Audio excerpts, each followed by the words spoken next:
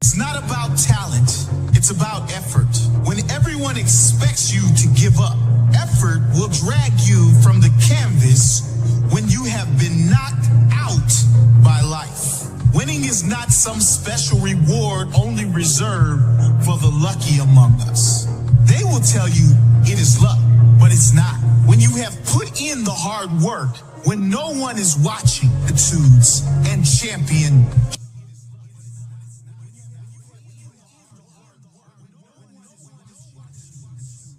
Witness, and apparently I'm going up against someone that I can't trust.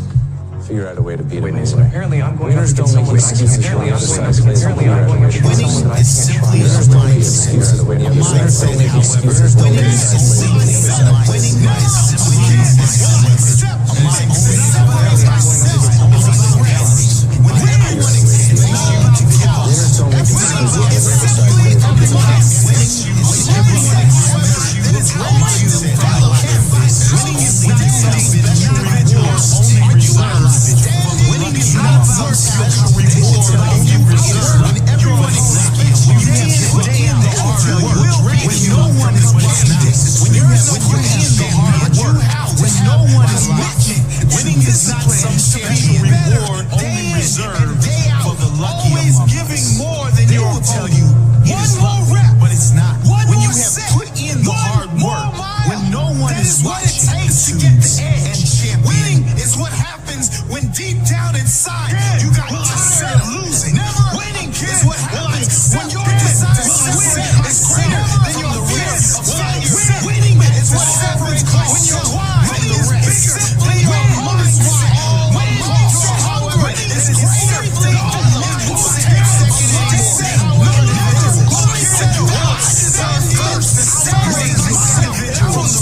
what is my win?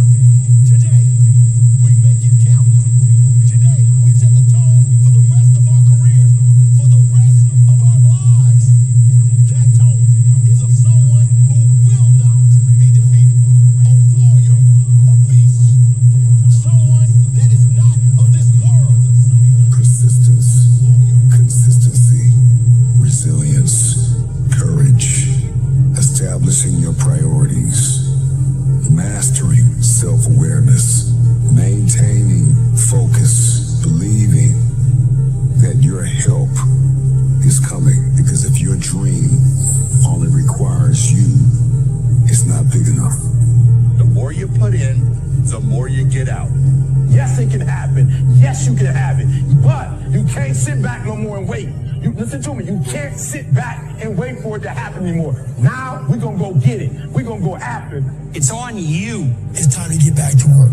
Don't make excuses. Don't blame any other person or any other thing. It's your heart and your fucking soul that you gotta put into this shit. I don't care what you're gonna do, but go out there and make something of yourself for God's sake. It ain't about how hard you hit. It's about how hard you can get hit and keep moving forward. How much you can take and keep moving forward. I want you to fail, and I want you to get up and do it again. Don't be afraid of failing, because there's nothing wrong with failing. Say to yourself, it's not over until I win. That's how winning is done. Take ownership of your life. Here's the truth. This is the reality. Nobody's going to believe in you until you've already done it. Nobody's going to come and celebrate with you until you've already done it. The work is going to come before the belief, which means you're going to have to work for a long time by yourself with no applause, with no awards, with nobody telling you good job. Because if you really want motherfuckers to believe in you, go out and build something great. Far too many of you worry way too much about other people and not enough about your fucking selves. When you spend your energy focusing on what other people are doing instead of executing on your own opportunities, you are setting yourself up to fucking fail time and time again.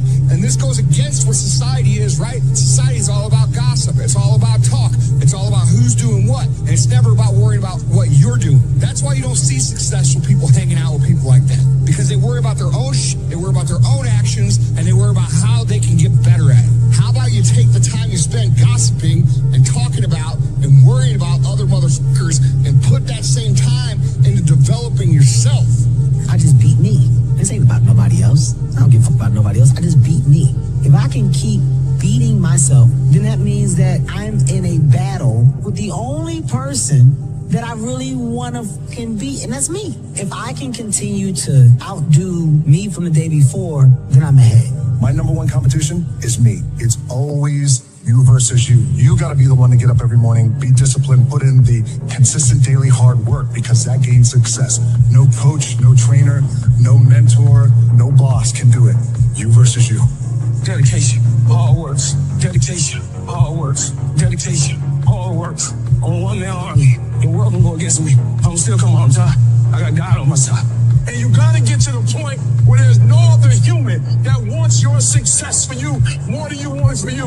Whatever your hand find to do, execute, execute, execute. You have to begin to fortify yourself. You have to begin to consciously monitor your inner conversation and start talking to yourself. Start building yourself up. Sometimes the only good things you will hear about you are the things that you say to you. Start building yourself up. Start encouraging yourself. Start saying, I can do this. I can make this happen. Change the way you see yourself and begin to tend to the personal details. Understand that nobody's going to take care of your business better than you. You've got to work on yourself. You've got to develop yourself. You've got to talk to yourself day in and day out. Selling yourself on you and on your potentials. Stay focused. Don't listen to nobody. What's on your mind, just do it. Because what's destined for you, you're going to get it. Who's the best man in the world ever? Me. In my mind, I'm always the best. I don't care what people thinking, what they say. In my mind, not just this year, but always, I'm always the best. I'm always going to say that because I think we have to thinking we are the best in our area. So in my area, I think I'm the best. Do you think what makes you different to the others, to the next rung on the ladder, if you like, of very good players, is the dedication level that you put in? I think I'm good, but I think my main strength, it's my mind. I think it's my strongest point, it's my mind. Because the numbers they don't like. If you see during the last 15 years, my level is always kind of the same. So effort, dedication, work hard, because the talent is not enough anymore. And if you don't dedicate it 100%, not gonna reach the level that you want. For example, you arrive home, you had a lunch, you do it a quick nap, and you wake up, you play with your kids. It's part of my sacrifice, my obsession to win, to have success. You know, when I say success, it's I work for that. Talent is not enough. I dedicate myself so much that this is part of me. Records is part of me. I don't follow the records. The records follow me, which is different. Are you addicted to winning? Yes, I am. I'm addicted to success. That's the thing that really drives you. Yes, I think so. And I think it's not something bad. I think it's good. It motivates me. And I have to go to the gym at least 30, 40 minutes, but this will make the difference at the end of the day, you understand? If you're not good at that work, you miss one. The next day, it's 2 sessions that you lost.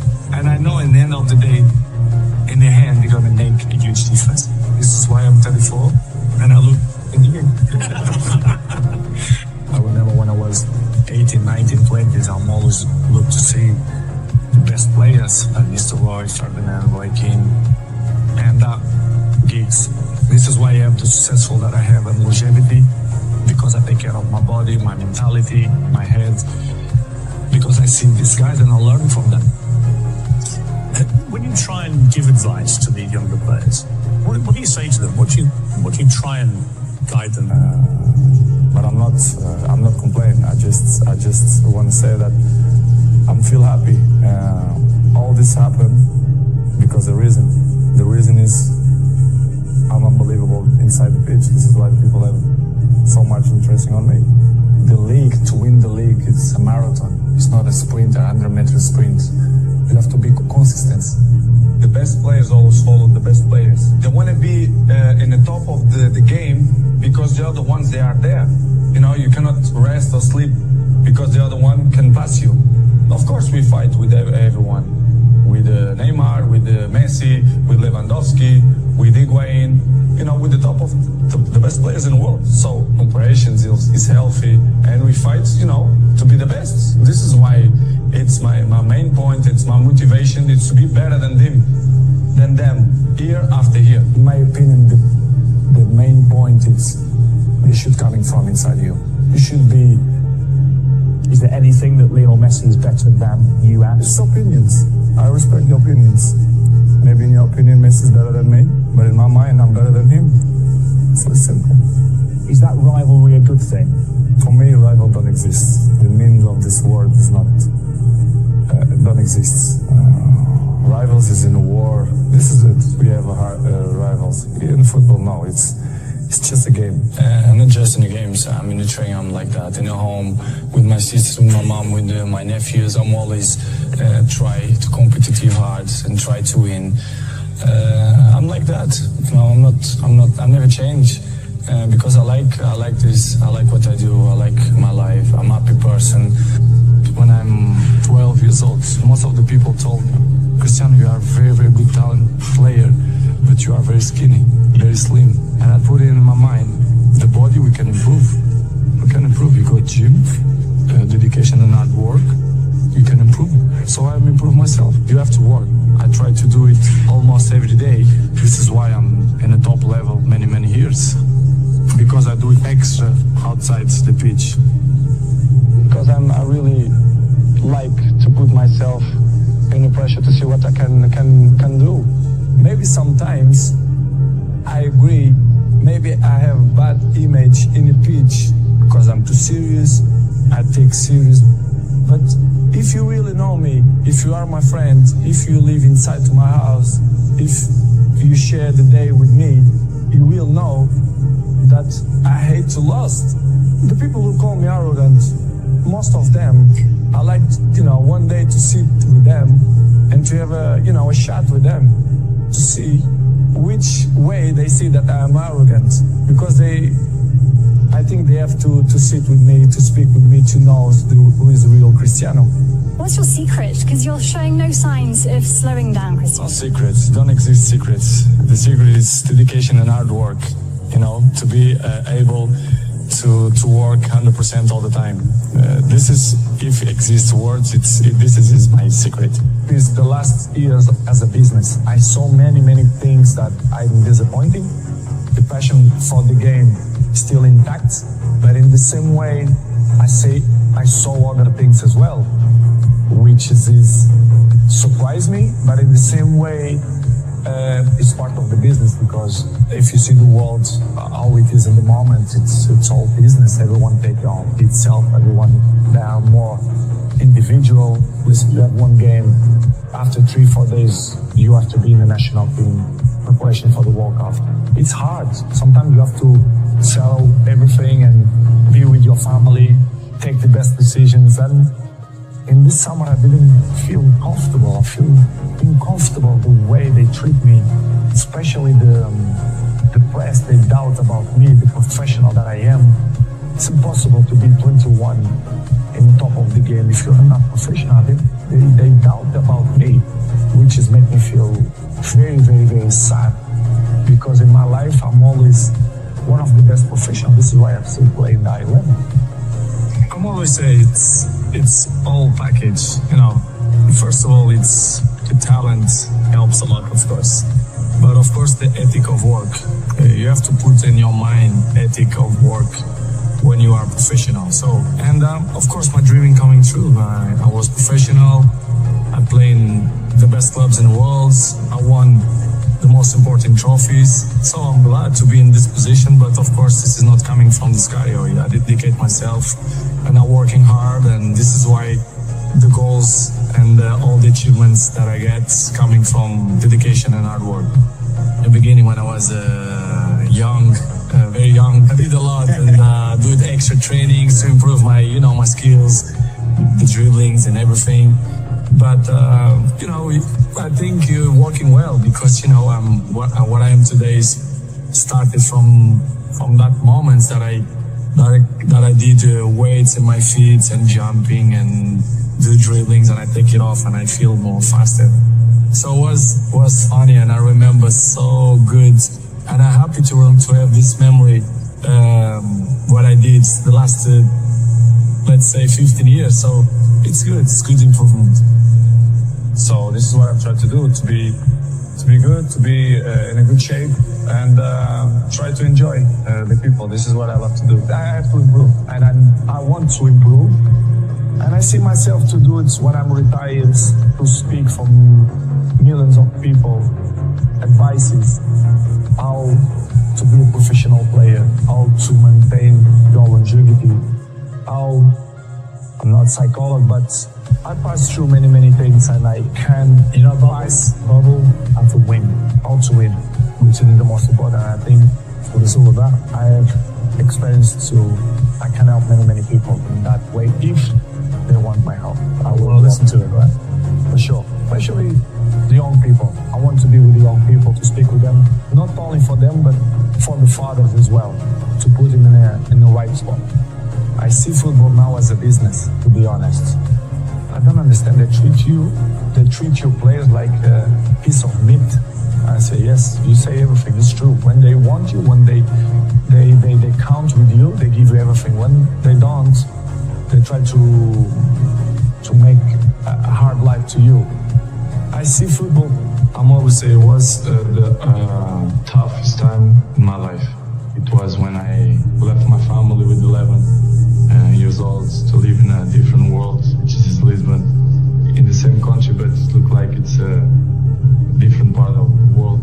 I was crying almost every day to miss my family, but I'm not regret, because it was probably the more intense moments in my life that I lived through. So without sacrifice, cannot win nothing. So I did an unbelievable sacrifice, my family too, and I think I did a good option. It's stupid question when the people say, they are not the same. Nobody is the same. Day by day, we're getting old. Every one of us. You understand? It's normal. You have to adapt. And I think nobody in this game have this brain that adapts with his age. I'm not want to be cocky to say that I'm the same that when I was 20. Of course, no. But I'm adapt, and I be smart to know my strength, what I'm good to do. And I'm still playing the high level, and I score goals, and I will continue to score goals if my mind is clear and happy, and if around me that helped me to be a successful player, especially the coach, the president, directives. But when you feel that the energy don't go surround you, it's difficult you to be yourself, which has happened. This is what's happened with me. When I arrive in Manchester United, I always be available to help the team to do the good things, to put in the right spots, to compete with the best teams.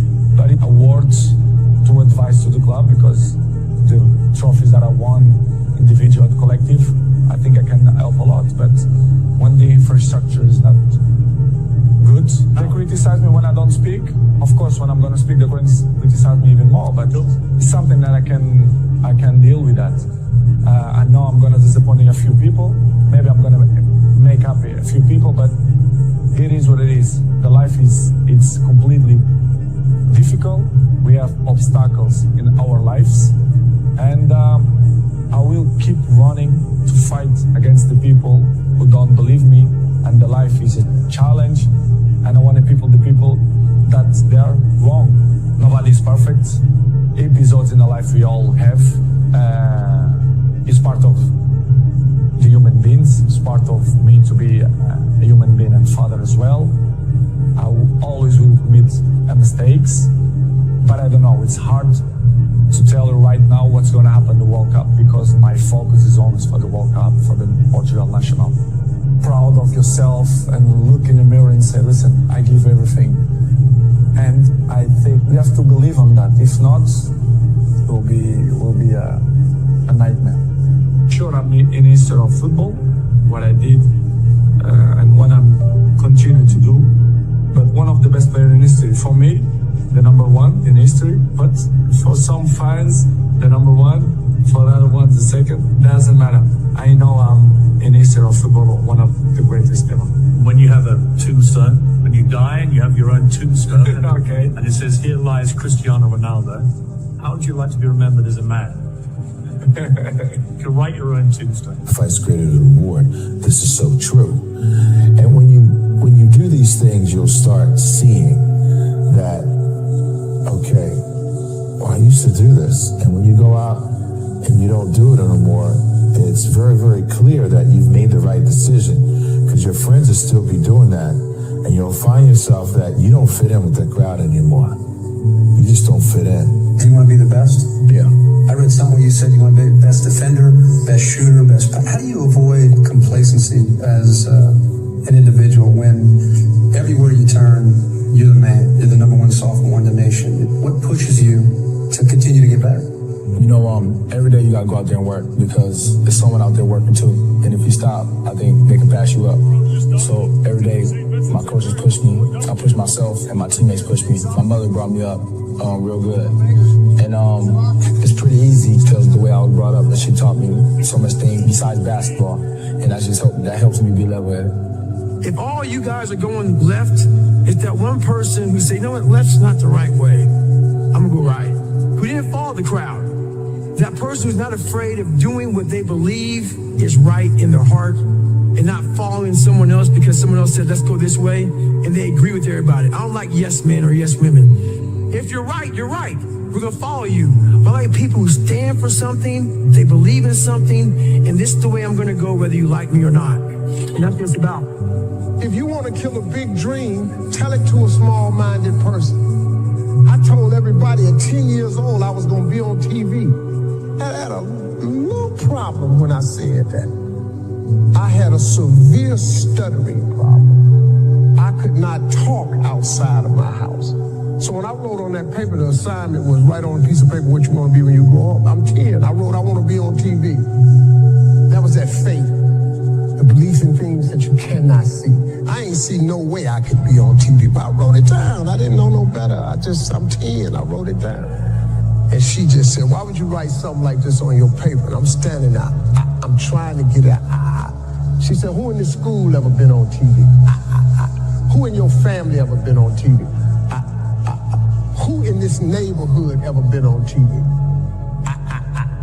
She said, look at you standing there. You can't even talk. How they gonna put somebody like you on TV? So every Christmas, I send her a flat screen TV.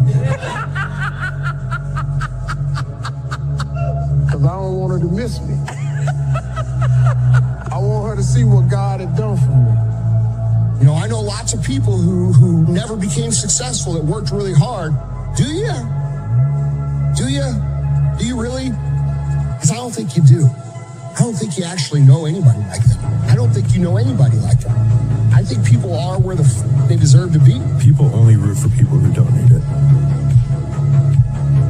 Like, the amount of times when I was on my lonely path where I was too different from the friends that I had, but not successful enough to be friends with the people that I wanted to be friends with. Time to train at that time. Set a time to go to sleep at that time. Set a time to get up at that time. Don't tell yourself you need to do something and then don't do it. That's what I was talking about with Ariel. I knew in my head I was saying, get up at this time. I didn't get up at that time. Train at this time, but I didn't train at that time. Don't eat this. I ate that. Don't drink that. I drank it. And these all just infiltrate my mental strength. Just little kind of defeats. Exactly, little defeats instead of wins. And it just culminates into, and you just don't want to be here. So I'm just figuring myself out like I've never figured myself out before. No matter what it is, many times you say to yourself, I gotta lose weight, I'm too fat. And then you know what? During the day you eat at night, and the next day you get mad at yourself. Well, what do you want? What do you want? You gotta change something. You cannot change your life unless you change something. If you always do what you always did, you'll always get what you always got. But I think my main strength, it's my mind. I think it's my strongest point, it's my mind. Because the numbers, they don't lie. If you see during the last 15 years, my level is always kind of the same. So effort, dedication, work hard, because the talent is not enough anymore. And if you don't dedicate it 100%, you're not gonna reach the level that you want. To just work like hell. I mean, you just have to put in, 80 to 100 hour weeks every week. And then all those things improve the odds of success. Okay. I mean, if other people are putting in 40-hour work weeks and you're putting in 100-hour work weeks, then even if you're doing the same thing, you know that in 1 year you will achieve what they achieve. You will achieve in 4 months what it takes them a year to achieve. And so, like, I used to tell this when I was selling weight loss to people. I'd say, like, who cares if you get in shape for 6 weeks out of 80 years? And, like, right as they're about to sign up for a membership, I was like, you want to sign, and this is how I would sell longer memberships, but, like, it's also true. It's like, you want to sign up for the 6 weeks, but, like, Susan, like, who cares if you lose 20 pounds and you're still overweight 6 weeks from now, and then you gain it back the next 6 weeks and you're still the exact same weight for the rest of your life? And so I think the absolute dedication to maximization so that it becomes a part of your identity and your character has been one of the outsized returns that I've gotten in my life. And just being absolutely willing to I'm pretty violent about this, but like, list all the things that you aren't willing to give up for the dreams that you have. And that is what the person who will beat you is willing to give up. More work is always going to result in better results in everything we do in life. The more you put into something, the more you're going to get out. Don't do so much. You're doing too much. Bullshit. I'm 33 and I've dedicated my whole life to this. I had no youth life.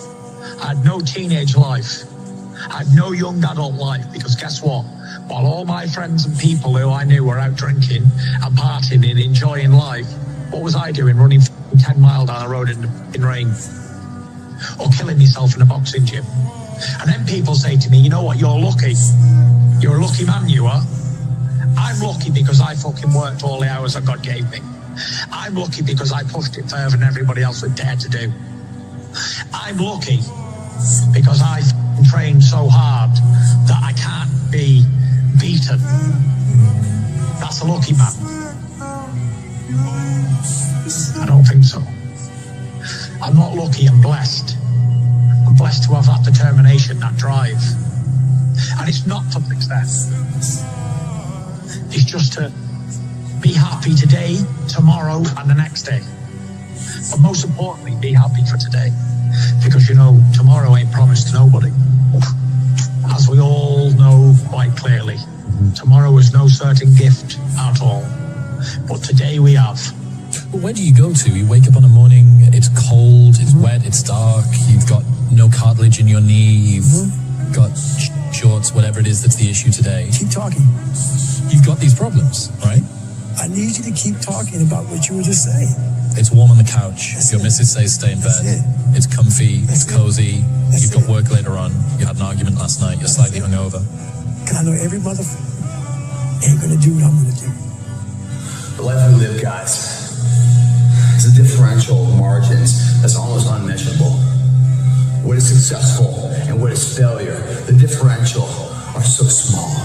We're talking about seconds. We're talking about, reps. We're talking about the finest echelon of measurement that will make or break someone's life to be successful at that moment. And once that moment's successful, that gives a birth of a lifestyle that's unbeatable, second to none. But in order to have that first success, you must ensure yourself that you're giving it all you can today. Because the future, we don't know, do we? We're training for that. And when I hear people say terms like good enough, it bothers me to an nth degree. Because they are saying something that is justified at the moment, but not quantitative until a future endeavor of life. So therefore, they are passing judgment on now for a future event that they knew nothing about. They're bullshit. Good enough, if you think about it, good is a positive, enough's a negative. That's an oxymoron right there. It's hypocritical in its own sense. There is nothing that's ever good enough. The only thing that's enough is at the end of the day, the nth hour, the final hour, whatever you're going for, that your hand is raised victoriously. That's when you know it's enough. And you're in the gym right now to ensure that event goes your way. And it will never go your way, guys, if you're saying today is good enough. If you never say good enough today, I promise you tomorrow will always be enough. Whenever good enough isn't enough, you can bet tomorrow you'll have enough. Yeah, I say it all the time. You have to suffer. You have to make that a tattoo on your fucking brain so when that hard time comes again, you don't forget it. You may forget it for a second, but you can go back in the cookie jar, I call it. It's something that we've all endured. I call it the cookie jar, and we often forget how hard we are, but you gotta reflect back. Take a couple seconds, reflect. I've been through this, I've been through that. And then remind yourself, I'm a bad motherfucker. And then you can get through that. But if you don't believe it, you haven't endured shit, you're just blowing smoke, man. And you're not going to get through anything. You're willing to shoulder more than your responsibility of life because you expect and demand something more of life. Champion's mentality, man. Hoping for a good result. You're demanding a result. You're going above and beyond what's expected in the gym, what normal people do. You do more than what's normal because you want more than a normal return of life's investment. Be the guy who embraces the ugly, the miserable. Be the guy who embraces hard work, the grind. Don't be afraid of being hurt. Don't be afraid of sacrificing some blood. I tell you, the harder and harder you work in here, the harder and harder it becomes to accept failure out there. Second place isn't an option anymore, guys. The more you give in here, the more you get out there. Why would you not want to give it at all? What else are you going to do? You come here and kill it right now? Or stay home on the couch? Watching the life pass by. What else would you be doing right now? Taking the time off? Or taking the time to get ahead? If it doesn't seem so easy to you, it's because you don't believe in yourself. You believe in yourself. You want to be in here killing it. Because giving you that much more of a chance because you believe you can come that. Because they don't believe they can ever get there. So therefore, why take the precautionary steps to sharpen and hone the arsenal to really go to battle? Because they don't even want to go to battle because they know they're going to lose. How do you want to look in the mirror? Every single morning, do you want a positive reinforcement or do you want a negative one about you today? How do you want people to see you? It's supposed to be hard. If it wasn't hard, everyone would do it. The hard is what makes it great. One one thing important is that we all have these moments in time that either make you or break you, that can determine the rest of your life.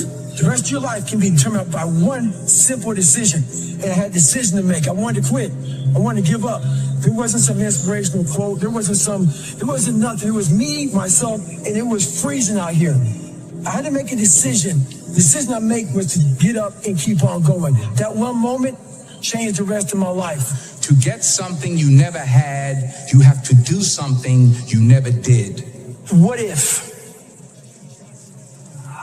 A lot of times I'll be in a 200-mile run or something like that, and I'm all jacked up. Body's broken, mind's broken, spirit's broken. I started to say, what if I could pull this off? It's the what if I can pull off a miracle. What if I can become someone that no one thinks I can be? And just me talking about that, I have the hair going up on my arms because it makes me just like, what if? So in this job, you're looking for cockroaches, looking for rodents and stuff like that. And this next morning or this next night, I went to work and I don't like cockroaches too much. I hit the mother load of cockroaches. And this restaurant got full of cockroaches and rodents and everything else. And I sat there and said, this is my life. I said, this is my life. You are exactly this is it. And I said, this ain't gonna be it for me. So in that restaurant, I quit my job, left my canister in that restaurant, my spray canister, got back in my Ecolab truck, and I went home. And I started working out like somebody. I became the most obsessed person on the planet Earth. And I was I had to invent a guy that didn't exist. I had to invent a guy that can take any pain, any suffering, any kind of judgment, be called whatever the fuck in the world, and be able to stand in the room and say, go fuck yourself. I had to build this callous mind, and I built it through suffering. I built it through downright and just crushing myself. If it was raining outside at 3 o'clock in the morning, if it was snowing, the first instinct is don't go out there and do shit. My instinct was, we gotta go out there. Anything that was fucking horrible in my life that I would normally say no, that was inhumane to most people, I had to go do it. And I started callousing my mind at this point in my life. It's supposed to be hard. If it wasn't hard, everyone would do it. The hard is what makes it great. People need to hear the story. This is an exciting story for people because there's a lot of people out there that feel trapped and they feel stuck and they feel like they can't do anything and this is who they are. You're a guy who felt that exact same way, but figured out how to not be that person and be a person that you would admire. What were the first steps? Like, you had some slips before, right? Because you quit because of the water thing. Right. But then when you went back the second time and you decided you're going to lose all that weight and you quit that job, was it just straightforward from there? Or were there some days where you just failed and then you picked it back up again? So my first run, when I decided to lose the weight, I was, like I said, 297. I was about 32% body fat. And my idea was to run 4 miles for my first run. I didn't know how bad it's gonna fucking hurt me. I used to run before I was fat, and I was like, I can do this. I ran a quarter mile and walked home. I walked home and sat on my couch and cried. I went to my mom's house, who was about maybe 20 minutes down the road, and cried again in her couch, saying, man, I can't do this shit. I don't know what I'm gonna do. I just got somebody pregnant. My life was just, I was making $1,000 a month. My rent was $810 a month. And my mind just kept fucking with me. It kept, you're not good enough, man. This isn't for you, man. These guys are the best fuckers on the planet Earth. You're not that. And what it was, and it's kind of funny, I was obsessed with Rocky. Rocky 1 in particular. And when I was a kid, I'd come home every day and I watched this fucking show, Rocky. And I would fast forward with the little VHS tapes to round 14. Round 14 fucked me up like nobody's business. Why? This song came on. When I bought the pull-up record, I listened to the song for 17 hours. It's 2 minutes and 13 seconds. And I'm able to visualize and dream like nobody's business. And I know that I can create a vision that many people can't. And I work for it. So the vision I had was when Apollo Creed beat the f***ing out of Rocky, beat the shit out of him. He kept fighting. He was a dumb fighter.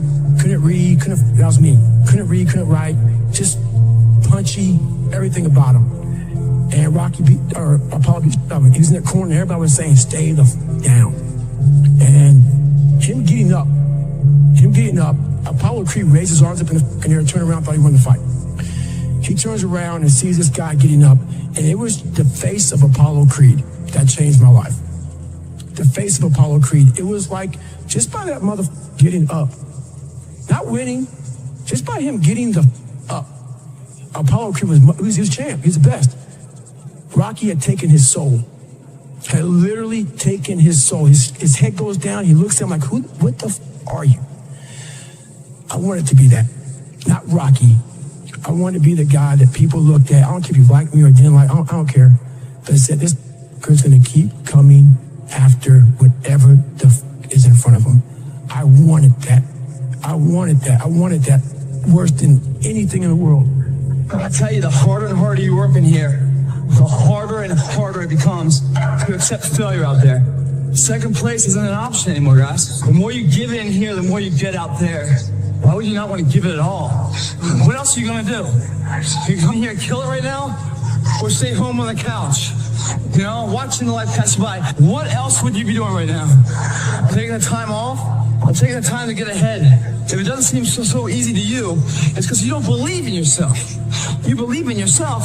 You want to be in here killing it. Because it's giving you that much more of a chance because you believe you can come that.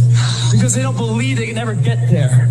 So therefore, why take the precautionary steps to sharpen and hone the arsenal to really go to battle? Because they don't even want to go to battle because they know they're going to lose. How do you want to look in the mirror? Every single morning, do you want a positive reinforcement or do you want a negative one about your day? How do you want people to see you? If you didn't withdraw in fear from anything from everything that life threw at you, who could you become? Now, I would say that's the central religious question in some real deep sense. You know, are more things thrown at us than we can manage? Well, that's a tricky question because pretty dreadful things are thrown our way. And you might say, well, that's just presents an insuperable barrier to progress. That's not very helpful because you're alive, here you are, you got these problems to contend with, and if it's an impossible task, then how could you be anything but hopeless and desperate? But then you think, well, wait a second, how would things transform if I took this on as a voluntary adventure? To get through where I became, to get through where I'm at now, there's nothing but pride I have for myself that I can't really show people. Because I have this face that they see, like, are you happy? What's wrong with you? I'm driven. I'm obsessed. And that's what you see. That's it. You have to pick a path of discipline. I found that nothing in life is worthwhile unless you take risks. Nothing. Motivation is a feeling that comes and goes, and it doesn't matter whether it's there or not. And discipline is infinitely more important. So no matter how you feel, get up and do what you're supposed to do. That's it. And that's discipline. It's not motivation. If you only did what you were supposed to do when you were motivated to do it, that's leaving it to chance. But if you're disciplined, you go do what you're supposed to do. That's the way it works. And this thing that people do where they avoid discomfort, it sounds ridiculous, but then it just creates more discomfort. You don't realize that in embracing discomfort and forcing yourself to do something very uncomfortable that you can control, like an ice bath, like a sauna, like a run, like a workout, you are eliminating another form of discomfort. I torture myself physically. I'm always working out. I'm always exhausted. I'm always taking ice baths. I was in the sauna before I got here today. I'm always doing something. Always. I never have a day where there's not some kind of struggle. If I have a day where I just lay around, I'm like, this is weird. Like, it's one of the things that I have to do on vacation. When I get up in the morning, whenever I'm on vacation, the first thing I do is work out. I'm like, I gotta do this, otherwise I'm not gonna be able to enjoy this time off with my family. I gotta get up before everybody else, and I gotta work out hard. Look, when you're a kid, you're all potential. It's chaotic potential. It can manifest itself in any number of ways. And maybe you don't want to give that up. So you're like Peter Pan. You want to be a kid forever because you don't want to give up the potential.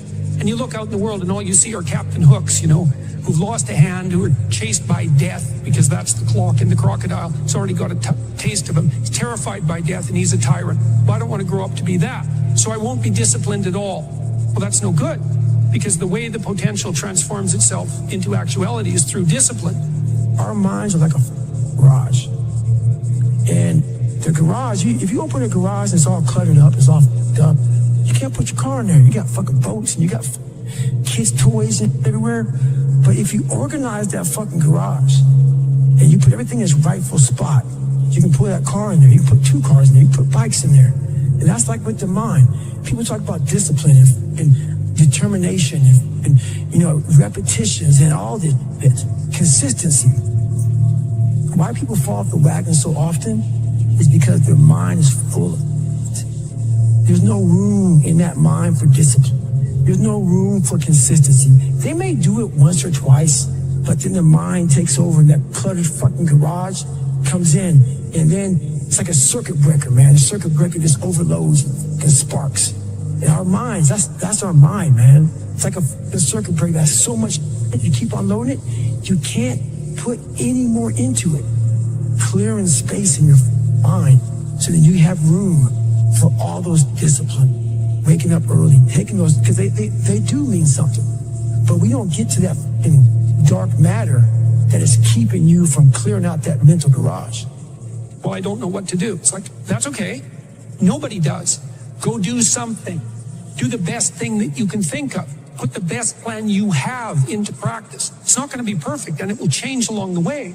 But it will change partly because you become disciplined pursuing the path. And as you become disciplined, you become wiser.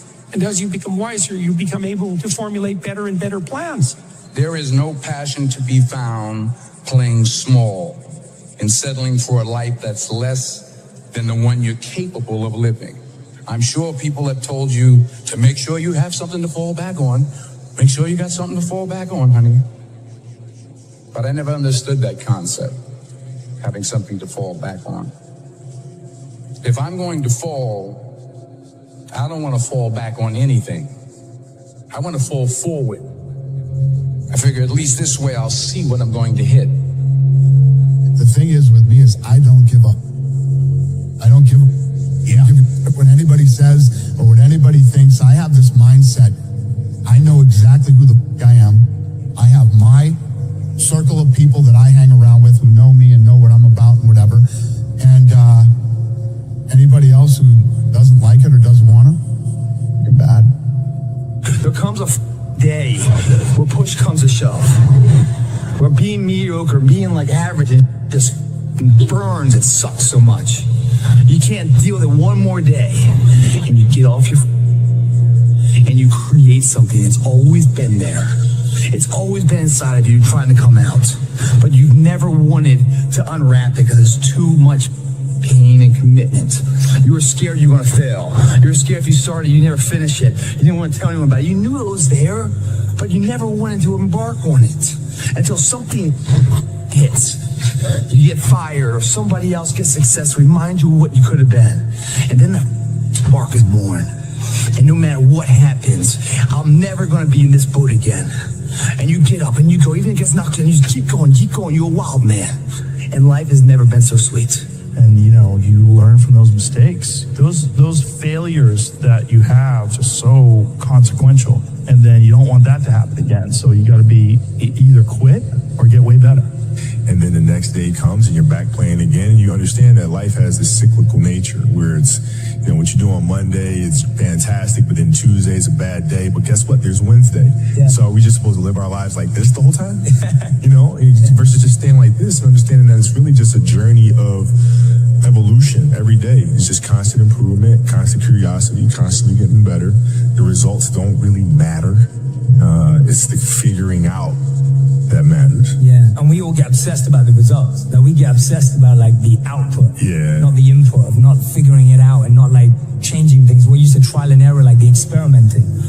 If there's potential inside of you, which you know is there, but you're too scared to tell anyone else about it, and you go on and on, get older and older and older and older, and the windows of opportunity start to close, and you knew it could have been given birth to, but you never did it, I promise you, it will haunt you.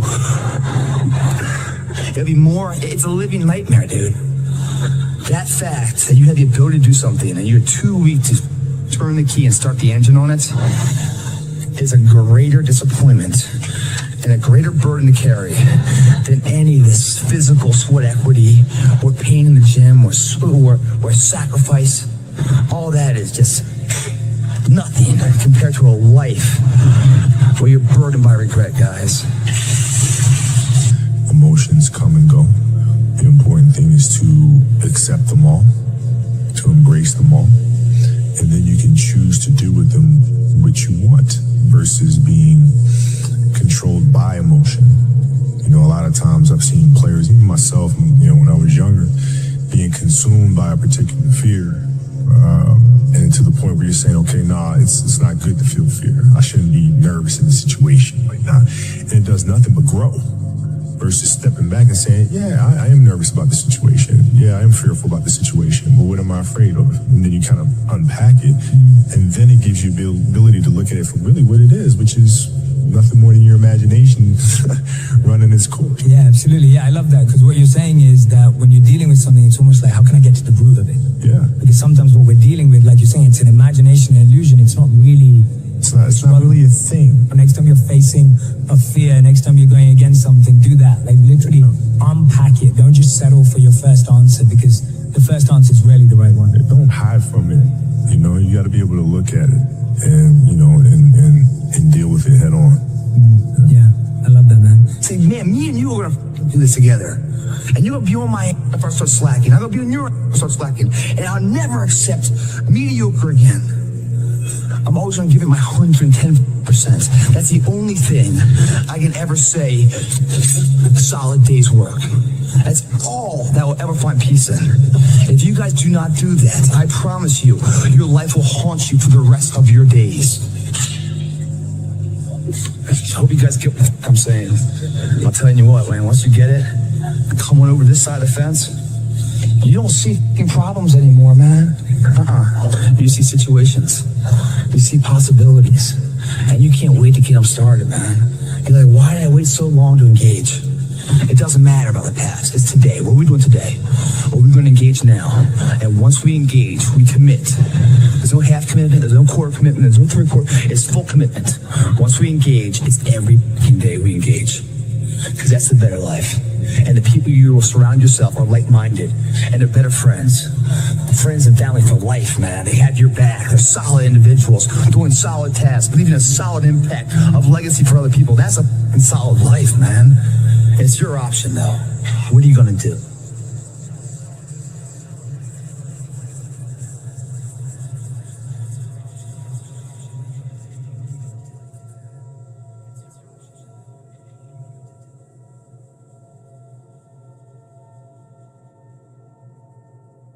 Monday, get better. Tuesday, get better. Wednesday, get better, right? And you do that over a period of time, you know, not like 1 month or 2 months. I mean, it's 3, 4, 5, 6, 7, 8, 9, 10 years. And then you can get to where you want to go. Consistency doesn't guarantee that you'll be successful, but not being consistent will guarantee that you won't reach success.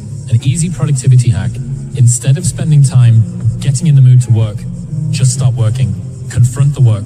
People think they need perfect conditions to start, when in reality, starting is the perfect condition. 1 day in the gym is basically imperceivable. 2 days in the gym, you don't recognize any change whatsoever. 100 days in the gym, and you're almost a new person. 1 day of playing guitar, you can barely play one chord.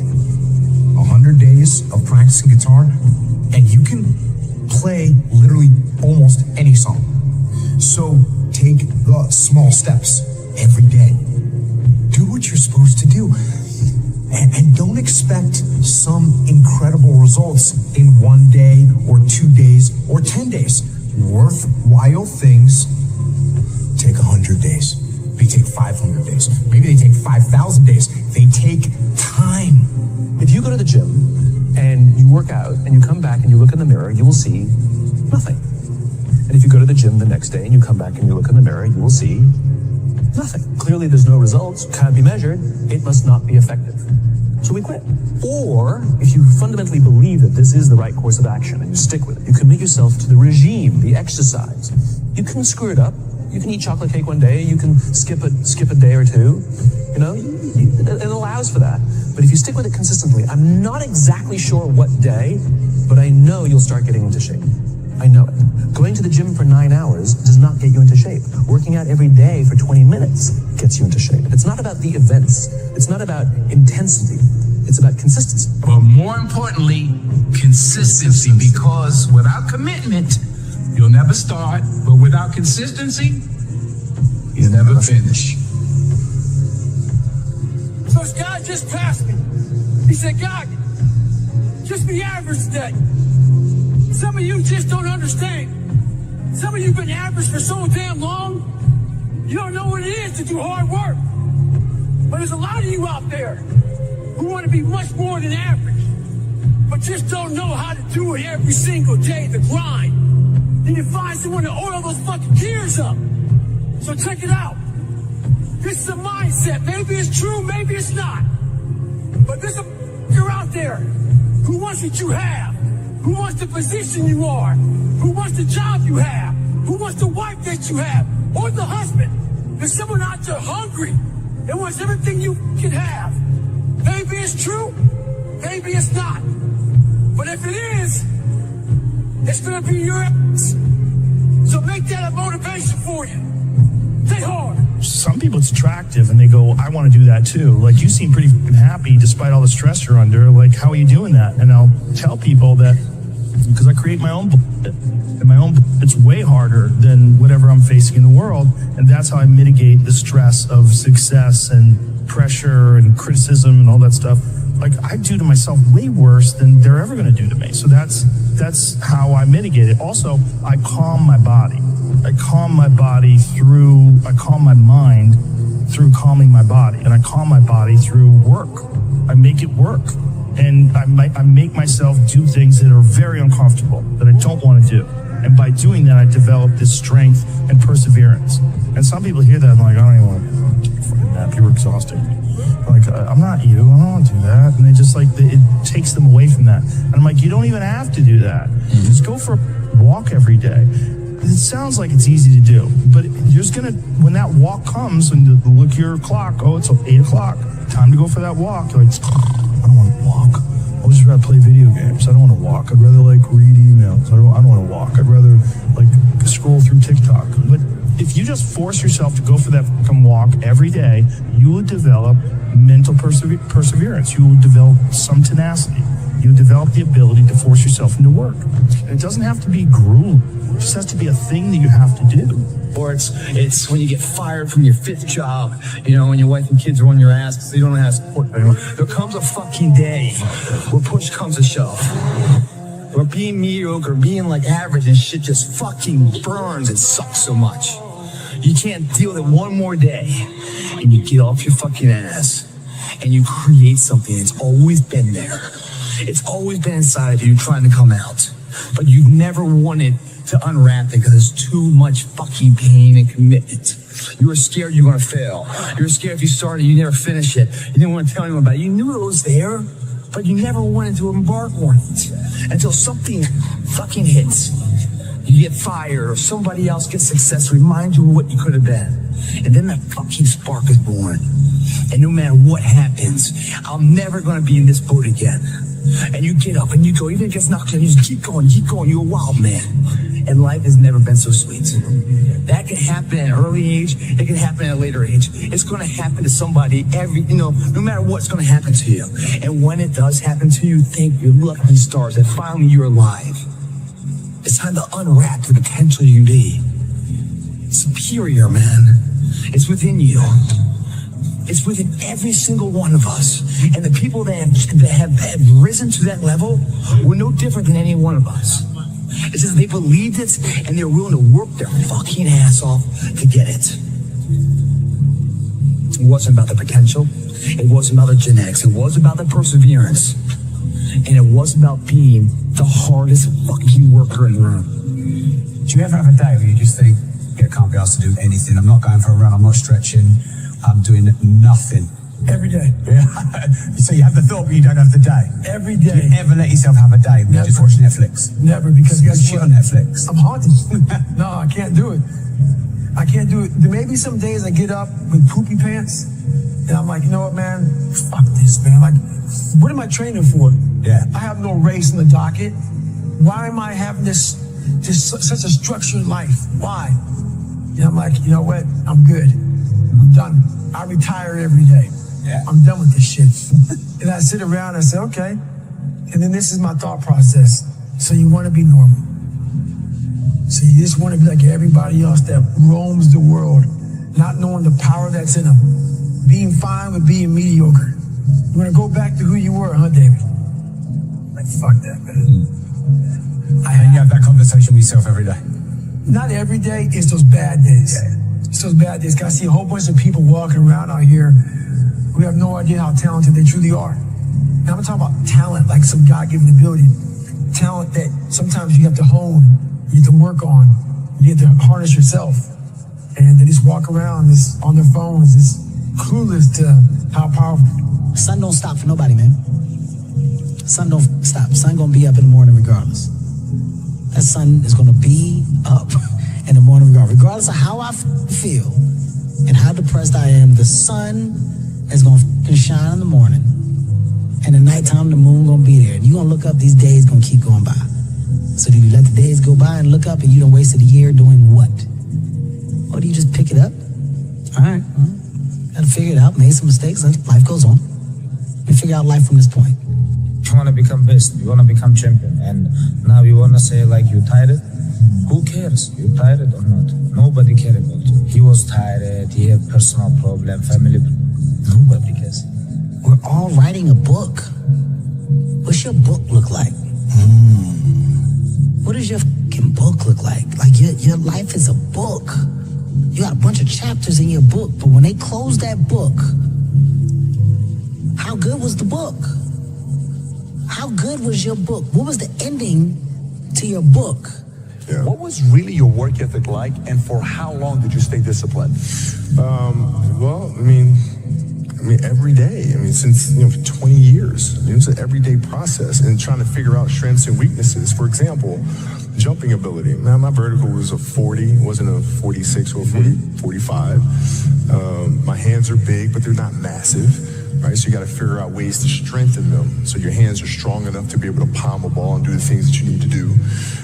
Quickness, I was quick, but not insanely quick. I was fast, but not ridiculously fast. Right, so I had to rely on skill a lot more. I had to rely on angles a lot more. I had to study the game a lot more, and it just never changed. What I found is that winning doesn't happen on show day. It happens in those early mornings, painful workouts, long cardio sessions, and hungry nights. It happens in those moments of fear we all have when faced with a difficult goal, and then more so in what you make of that fear. It happens in every second of every day before you win. If you can take every opportunity you have to bring yourself closer to your goal, win every one of those opportunities, all while becoming more resilient in the process, how can you lose? That is an exciting opportunity. I became obsessed with being the baddest that God ever created. Am I that? I don't care. I believe it. And I was trying to tell him, once you become obsessed with something, obsessed, it's okay to be unbalanced for a while. It's okay. Don't be all this stuff people say, you got to be balanced. To be the best in the world at what you do. It's not about being a Navy SEAL, people. The best at what you do, you have to be unbalanced to find every bit of energy and strength that you have to pull it off. How bad do you want it? There's two options. To continue forward, pushing upward. And if you do, that dream is given birth, and forever you will live in the reality of it. If you stop, quit, throw in the towel, I promise you there's no distance you can travel far enough to find that dream again. For it is dead. and in its death is replaced by regret. What's the least amount of sleep you played a game on? Is there a story where it's like, you know, no one knows about, where you went and played a game and it was so insane for whatever reasons? No sleep. You played a game with no sleep. Zero sleep. Zero sleep. It's like, you know, kids, you know, Natalia had a certain, you know, health situation, what have you, and you're staying up all night, and then you got to go out and perform because fans don't know, you know, teammates don't know, nor do they care, nor should they, that you've been up all night. You got to perform. Like, I see a lot of players take vacations with other players that are close friends, and or just take vacations just to take vacations, or just hang out just to hang out. Like, I never did that. Why not? Why didn't you do that? Well, because when I retire, I didn't want to have to say, I wish I would have done more. All week he was work hard. End of the week, if you don't tire it, this is good question. You have to worry about yourself. But this is Saturday. Your 6th day, you work so hard. Of course, you're gonna tire. Tomorrow rest, and Monday we're gonna begin one more training. If you don't want, go back to Dagestan and stay with your mom. She's gonna give you every day good breakfast. You don't do nothing. Stay there. But if you come here, don't complain. You wanna become best. You wanna become champion. And now you wanna say like you tired? Who cares? You tired or not? Nobody cares about you. He was tired. He had personal problem, family. Nobody cares. A lot of people live their entire lives not fulfilling their purpose. One time in my life, I felt that. What was my purpose? Till you find the center of your being, you will continue to walk, going through the motions. The one companion that's always going to be with you is yourself. Yourself is what you have. And you need to encourage yourself. You need to look around, and you need to be able to say, look, I'm not stuck here unless I choose to stay here. If you don't have somebody who's going to do that, become that somebody. What's something difficult you're going through that people don't often see? I mean, my mind is a storm. I don't think most people would want to be me. They may think they would want to be me, but they don't. They don't know. They don't understand. There's 24 hours in a day where you're alone in this brain, and your brain is talking to you in all kind of ways, and it wants to control you and pull you in these different pockets. You got to tell your brain where you want to go and how you want to get there. If you can't control your own brain, it's over. Every day when you get out of bed, life's standing right there to kick you in the face, man. Life is going to throw all kinds of crazy shit at you, and you have to be ready for it. You got to deal with it. You can't curl up into a ball. You can't run away from it. You can't hide. You have to take all this head on. Great things happen and really bad things happen, and you got to take it all in stride, and you got to pick yourself up the next day, strap your shoes back on, and get out there and go to fucking war again. It's that mentality. It's the mentality, bring it on, motherfucker. I can take it. You can't break this shit. I'm stronger than you think I am. And everything you throw at me and all the hardships you throw at me, you might knock me down, but I get back up and I'll be stronger for it. It's that mentality that builds an iconic status that centuries from now people still talk about. Nobody cares. You know, at the end of the day, nobody cares. What we're going through, how your body feels, nobody cares. We gotta do our job. And we emphasize that to each other again today. You know, hey, I got your back, you got mine, nobody cares, man, we gotta go. Is it fair? No. Life is tough sometimes, and it's not fair. And it doesn't care sometimes. But you're gonna hold true to what you believe, and you're gonna hold true to who you are, and you're gonna be that person whether it's easy or it's not. I go into such places in my mind, and I study the darkness. There was no team. It was you. There was no weight loss program or mom and dad waking you up saying you can do it, you can be better, trying to build belief. You built belief, but you had nothing. Rock bottom. I lived alone for so many years in this misery. I can take myself to such a level of real passion and purpose. I've trained 99% of my life alone. I did all of the work alone. I never ran from anything because I had nobody to go to. I've always had that, where I'm going. Home to get me. Ain't nobody there. You know what I'm saying? Like, so I've always been in a situation where I'm forced to deal with it myself.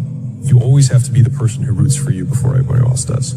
And it's usually a single clap in the auditorium for a very long period of time. It is a slow clap. That's just you rooting for you. The path of the exceptional person is one of an exception, which means that you are not with other people. The superpower of learning to be alone and enjoying it. These times where you just think about things, just be alone and think about things are so rare these days. During those rare times is when you really get to understand what you actually believe or don't believe. It's a lonely journey. You're isolated. Those who used to keep pace with you will fall off. They'll see where their world ends and yours begins. Your ability to suffer, endure, outwork must be greater. You must be willing to extend yourself to the limit with no guarantee of success. Every day, you must ask yourself, did I do enough? There's a moment when every boy realizes no one's coming to save him.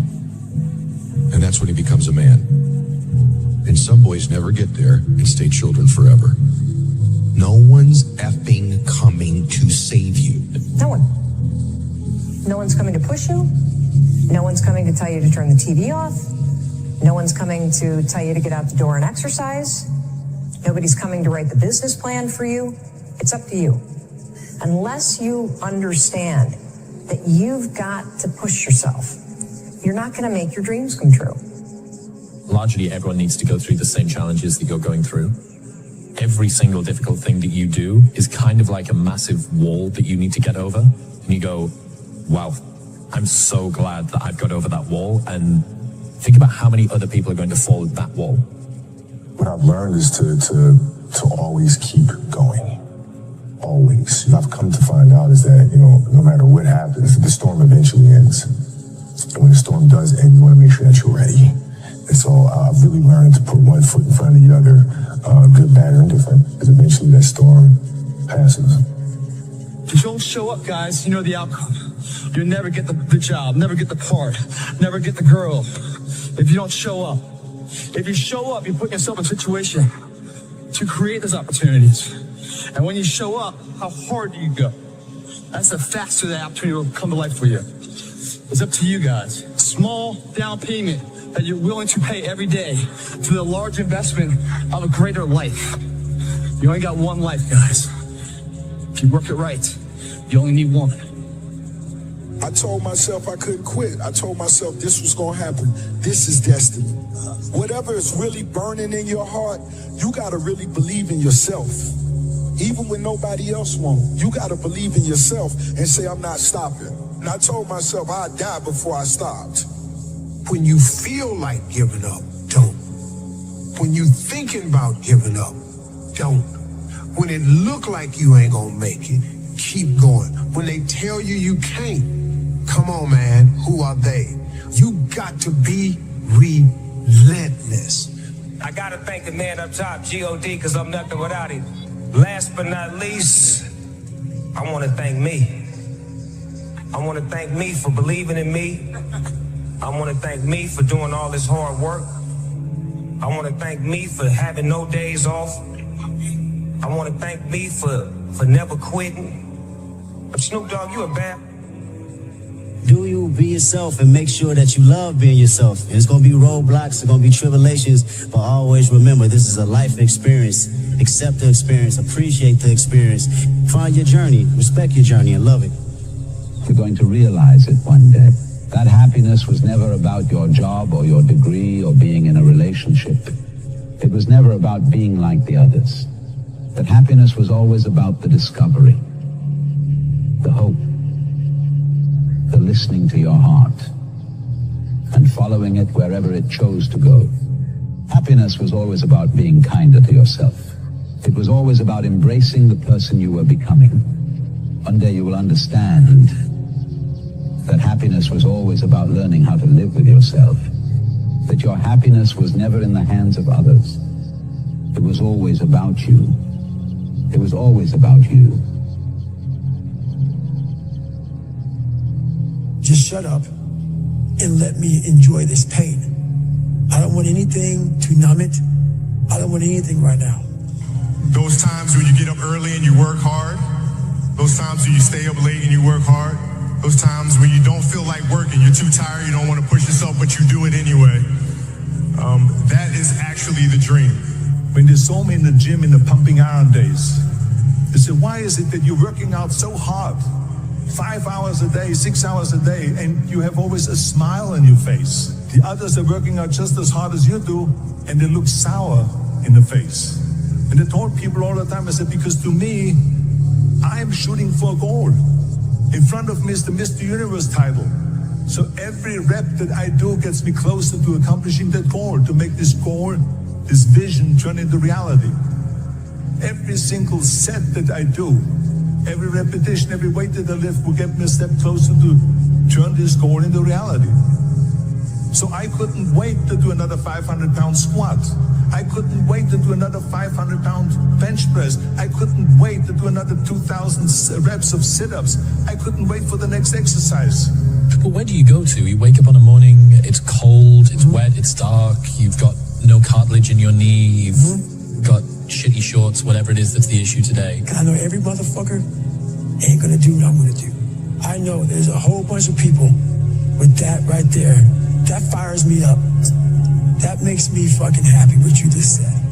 That brings joy to my life right there. Why? Because I know there's so many people that have the ability and just refuse to get off that couch.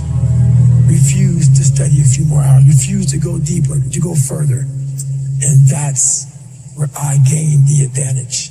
It's so easy to be great nowadays, my friend, because most people are weak. I get happier about the harder it is because I know that no one else will follow. It's a selection effect. And I think if you could shift from this is hard to no one else will be able to do this, then it flips from being this thing that you're like, oh, poor me, to oh, poor everyone else who's going to have to fucking try. Be the guy who embraces the ugly, the miserable. Be the guy who embraces hard work, the grind. Don't be afraid of being hurt. Don't be afraid of sacrificing some blood. There was probably 100 days where I didn't want to do anything.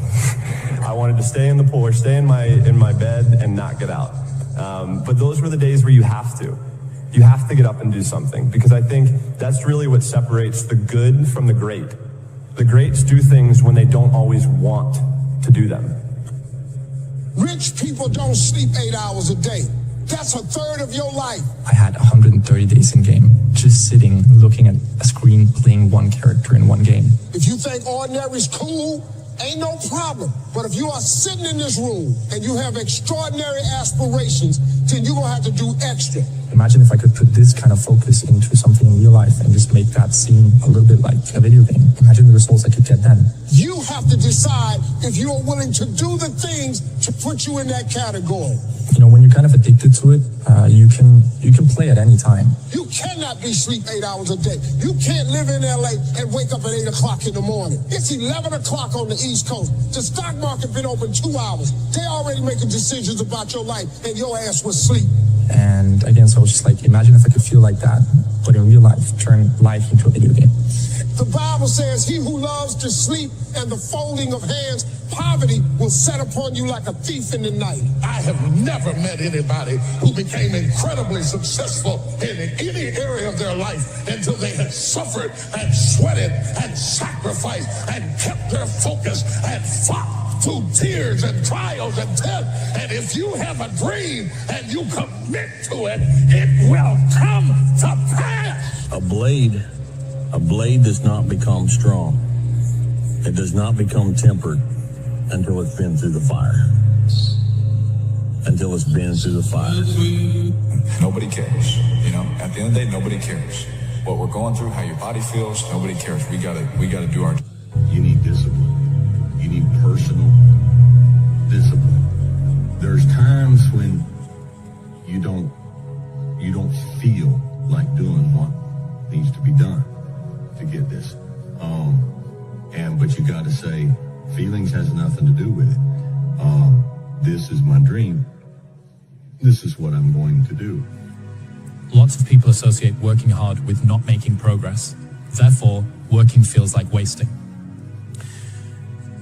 So the idea that working hard doesn't make progress is one of the biggest farces that exists in humanity, right? And so if there is anything that's eternal for us, at least as individuals, it's going to be who we become in the process. And so one of my favorite quotes is, the work works on you more than you work on it.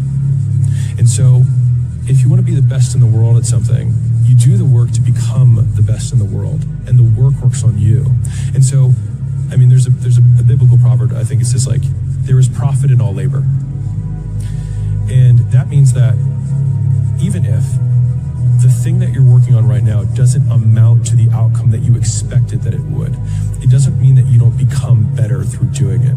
And so the whole point of the human race and the human mind in itself is evolution, whether it's evolution spiritually, physically, period, evolution.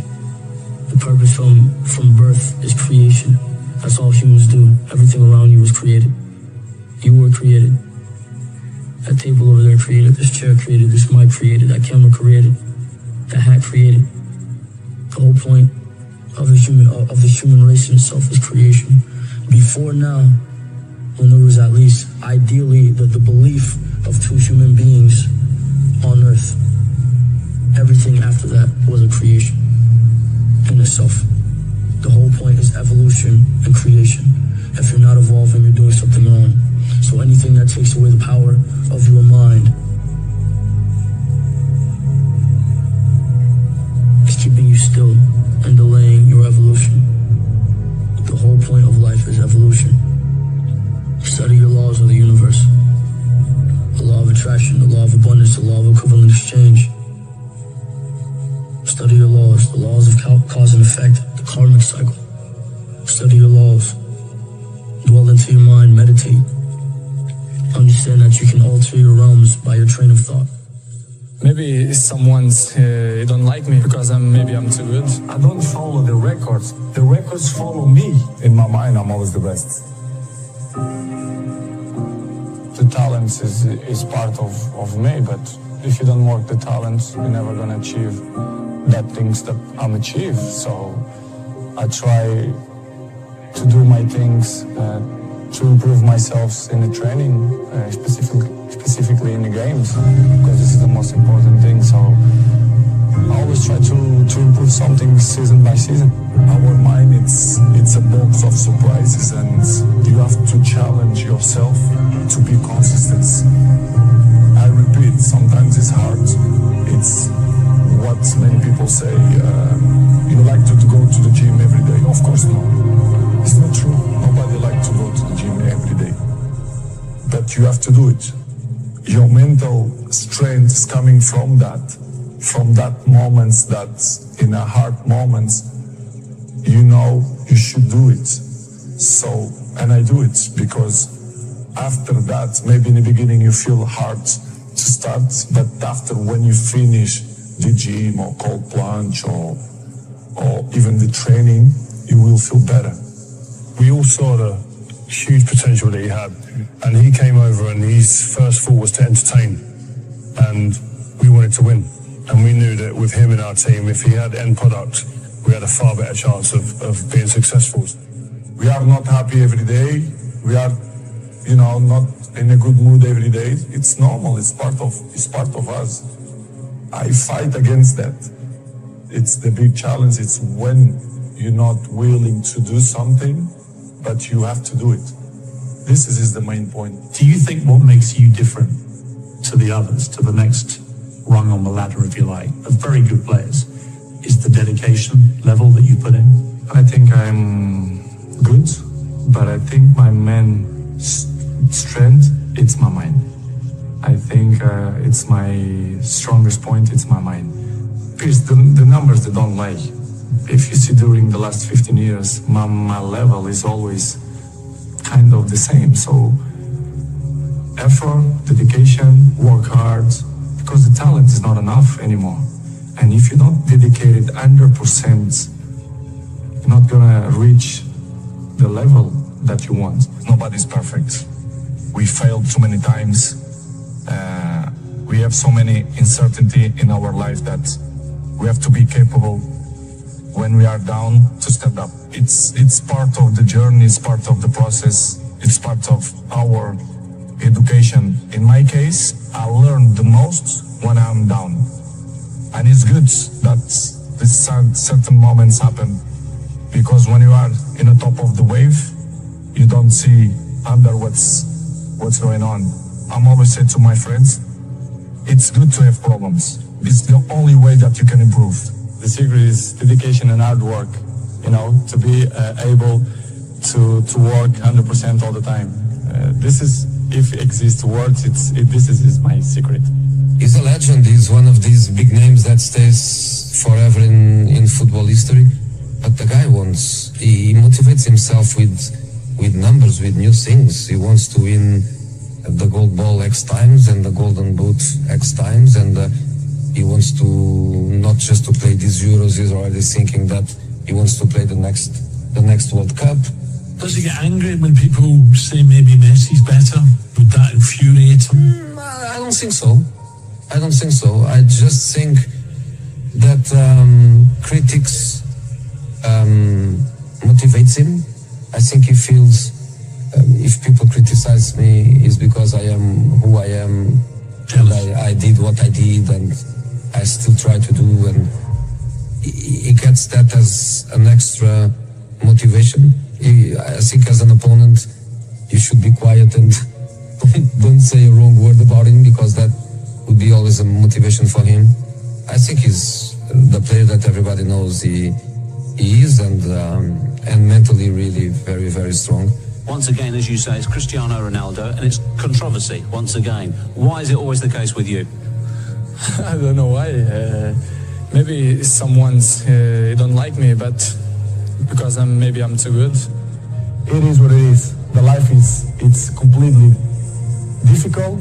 We have obstacles in our lives, and I will keep running to fight against the people who don't believe me. And the life is a challenge, and I want the people that they are wrong. I'm there every morning. I do the same stuff. I'm probably the first ones to arrive and the last ones to go out. It's great. This is giving me motivation to still work hard and better in my job. But I have to say, to be in my shoes is not easy. But I'm not complaining. I just want to say that I feel happy. All this happened because of the reason. The reason is I'm unbelievable inside the pitch. This is why the people have so much interest on me. Are you the best footballer in the world right now? I think so, yes. In my mind, I'm always the best.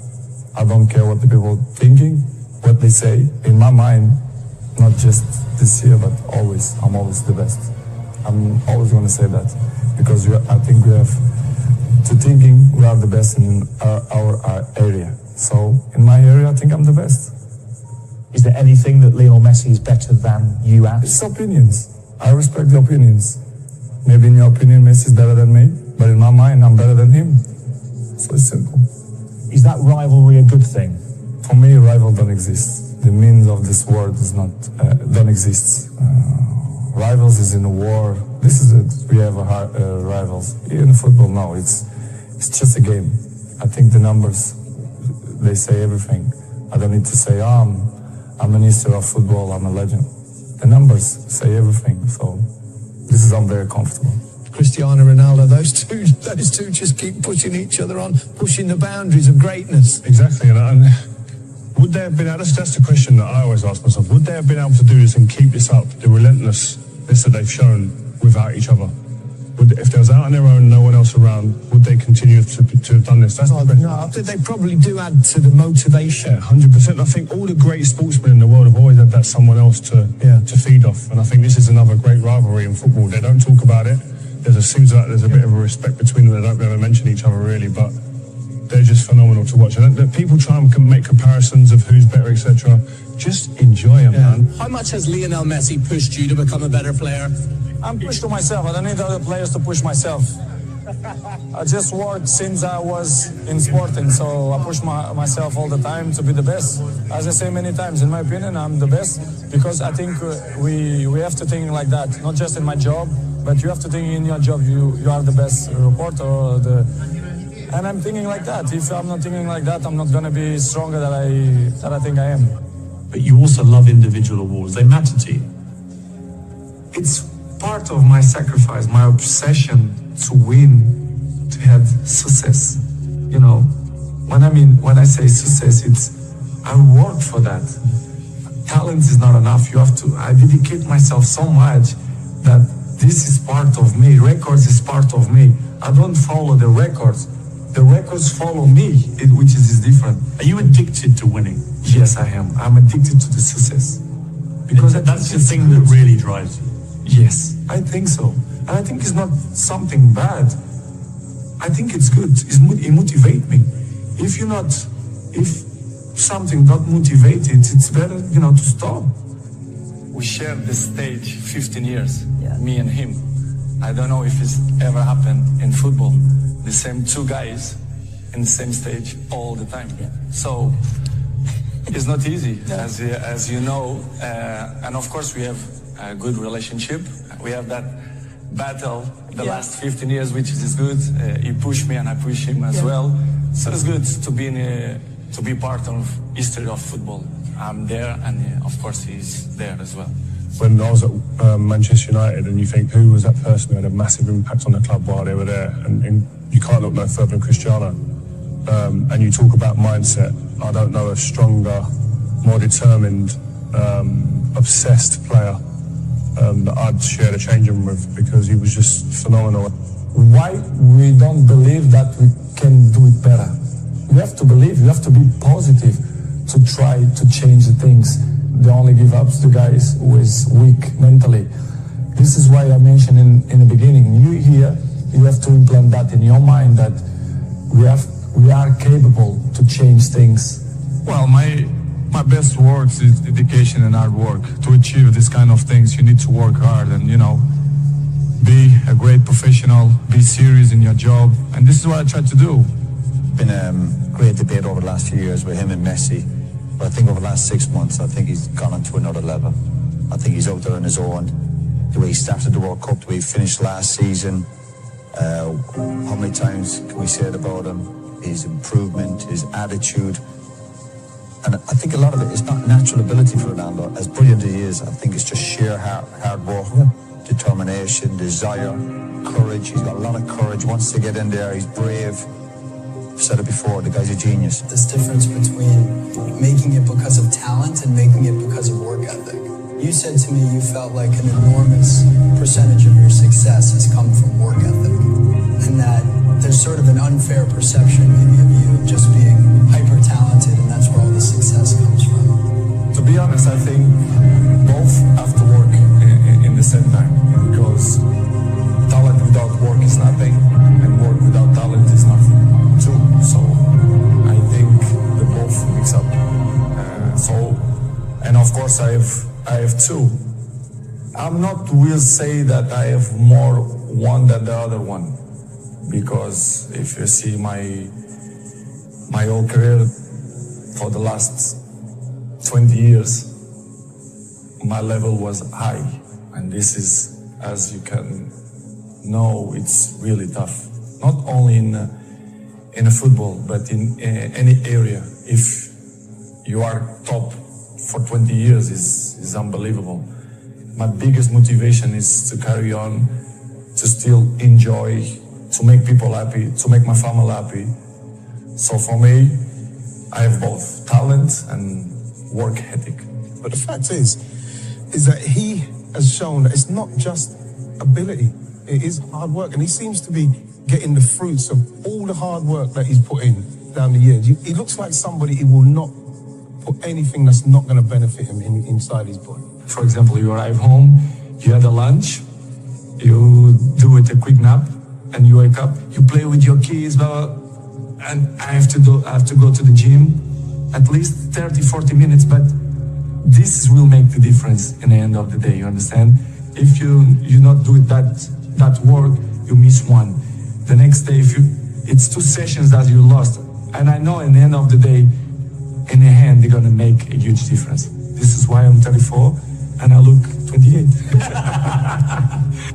every year is a challenge for me to be better than last year. So I know it's tough. Last year was amazing. 2 years ago was amazing too.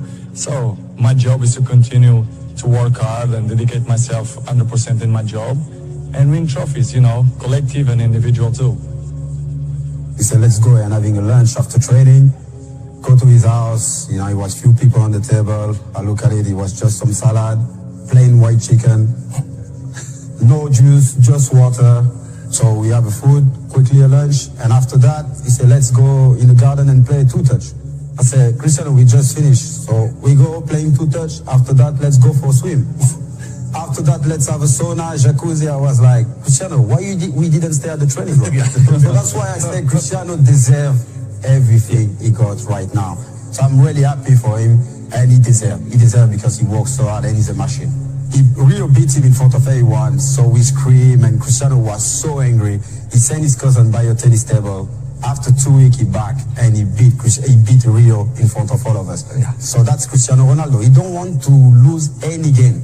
The discipline is the most difficult thing, not only in the sports, but in the life. I give you the map. You are willing to do that? Yeah. It's the main point, because everyone wants to be Cristiano, but I give you the map. You think you will do it that? I've done a lot in my career. We shed tears of joy.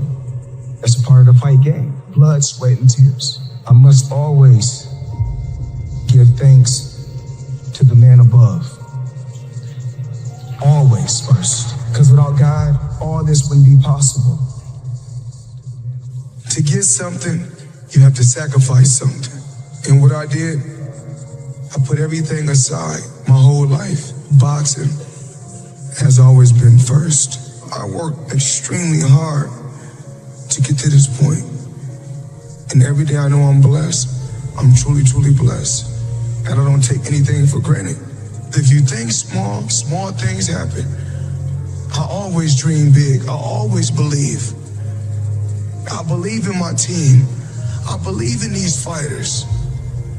My ultimate goal was to become a $100 million fighter. Once I seen guys like Mike Tyson, and I seen it myself with my own eyes. When I seen that Bentley at the boxing gym, and I seen that diamond Rolex, I said, I want that. And I knew what it took. So I know when my opponent is asleep, I'm out there at 4 or 5 in the morning, chopping trees, working. To this day, because I can retire today. I'm well off, very comfortable, but I got the will to win. Some say the motivation is the belt. Some say motivation is the trophy.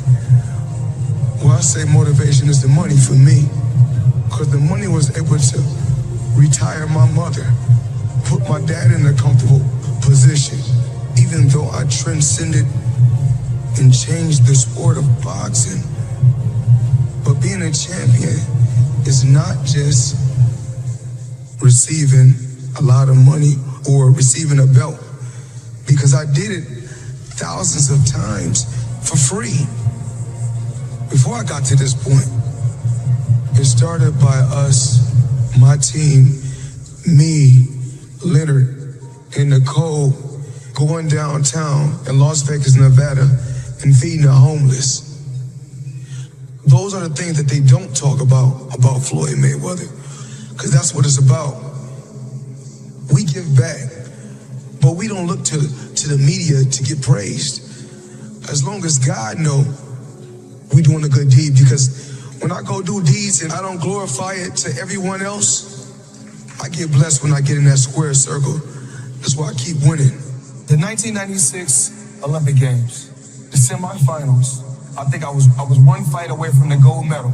I'm glad that happened to me. I think that's the best thing that ever happened to me. Because that right there pushed me. I mean, it just pushed me to a limit that I can't even really even talk about. It pushed me. It made me want to be the best. We all go through certain trials and tribulations in life that we have to deal with, and certain things make us stronger. And in 1996, them cheating me made me stronger. If I had to do it all over again, I say do it the same way. You guys are recession-proof also.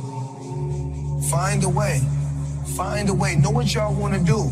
You can be 30, you can be 40, you can be 50. You still got a chance. You got 24 hours in a day. 8 hours you sleep, right? And most people work a 9 to 5. So 8 hours you working. So we have 16 hours. We got breakfast, lunch, and dinner. So we'll be at night. There's 19. It take you an hour to get ready. So we had 20 hours. You guys cannot spend 4 hours going talking about, oh, they lying. Oh, I like this photo. Oh, they faking. Sending photos to other people. Y'all got to get focused. I'm where I'm at because I'm focused. Tunnel vision. I'm focused on what I got to do. You know, this dream that I had started years and years and years ago. You know, no matter what my dad did, you know, because he done whatever he had to do to give me a finer life, to give me a better life, to give me the best life that he could give me. And everything happens for a reason. Even when my dad was incarcerated and he went away, I still would hear his words in the back of my mind. Continue to work hard. Nothing is gonna come easy. Every day I say to myself, after my last fight, I say, this is nothing but organized, legalized street fight. I'm able to make hundreds of millions doing what I like to do in front of the police. Everyone sees us on All Access or when I was with HBO 24/7. They see all the flashiness, all the shit talking, the trash talking. I had a game plan. And when I say TBE, it's no disrespect to no legendary champion. Because every fighter that's in this room has to feel that he's the best. If not, you in the wrong sport. If somebody right now in here hit the lottery, the first thing they're gonna say is give it all to me. Because they don't know no better. Because rich and wealth is two different things. When you're rich for a short period of time. Riches is short term. Wealth is long term. You can have 100 million, but if you don't got no game plan, it's gonna be gone. Being around certain individuals, like even being around my billionaire buddies, you know, every time I got around my billionaire buddies, I was more like, it's cool to come over your house, but I need a house like this. Yeah. It's cool to ride on your yacht, but I need a yacht like this. It's cool to ride on your jet, but I want a jet like this. And I said, no, I don't want to ride on yours. You show me how to get it. You can't be my friend if you can't show me how to get it. Because once they show me how to get it, then I can install it in my children.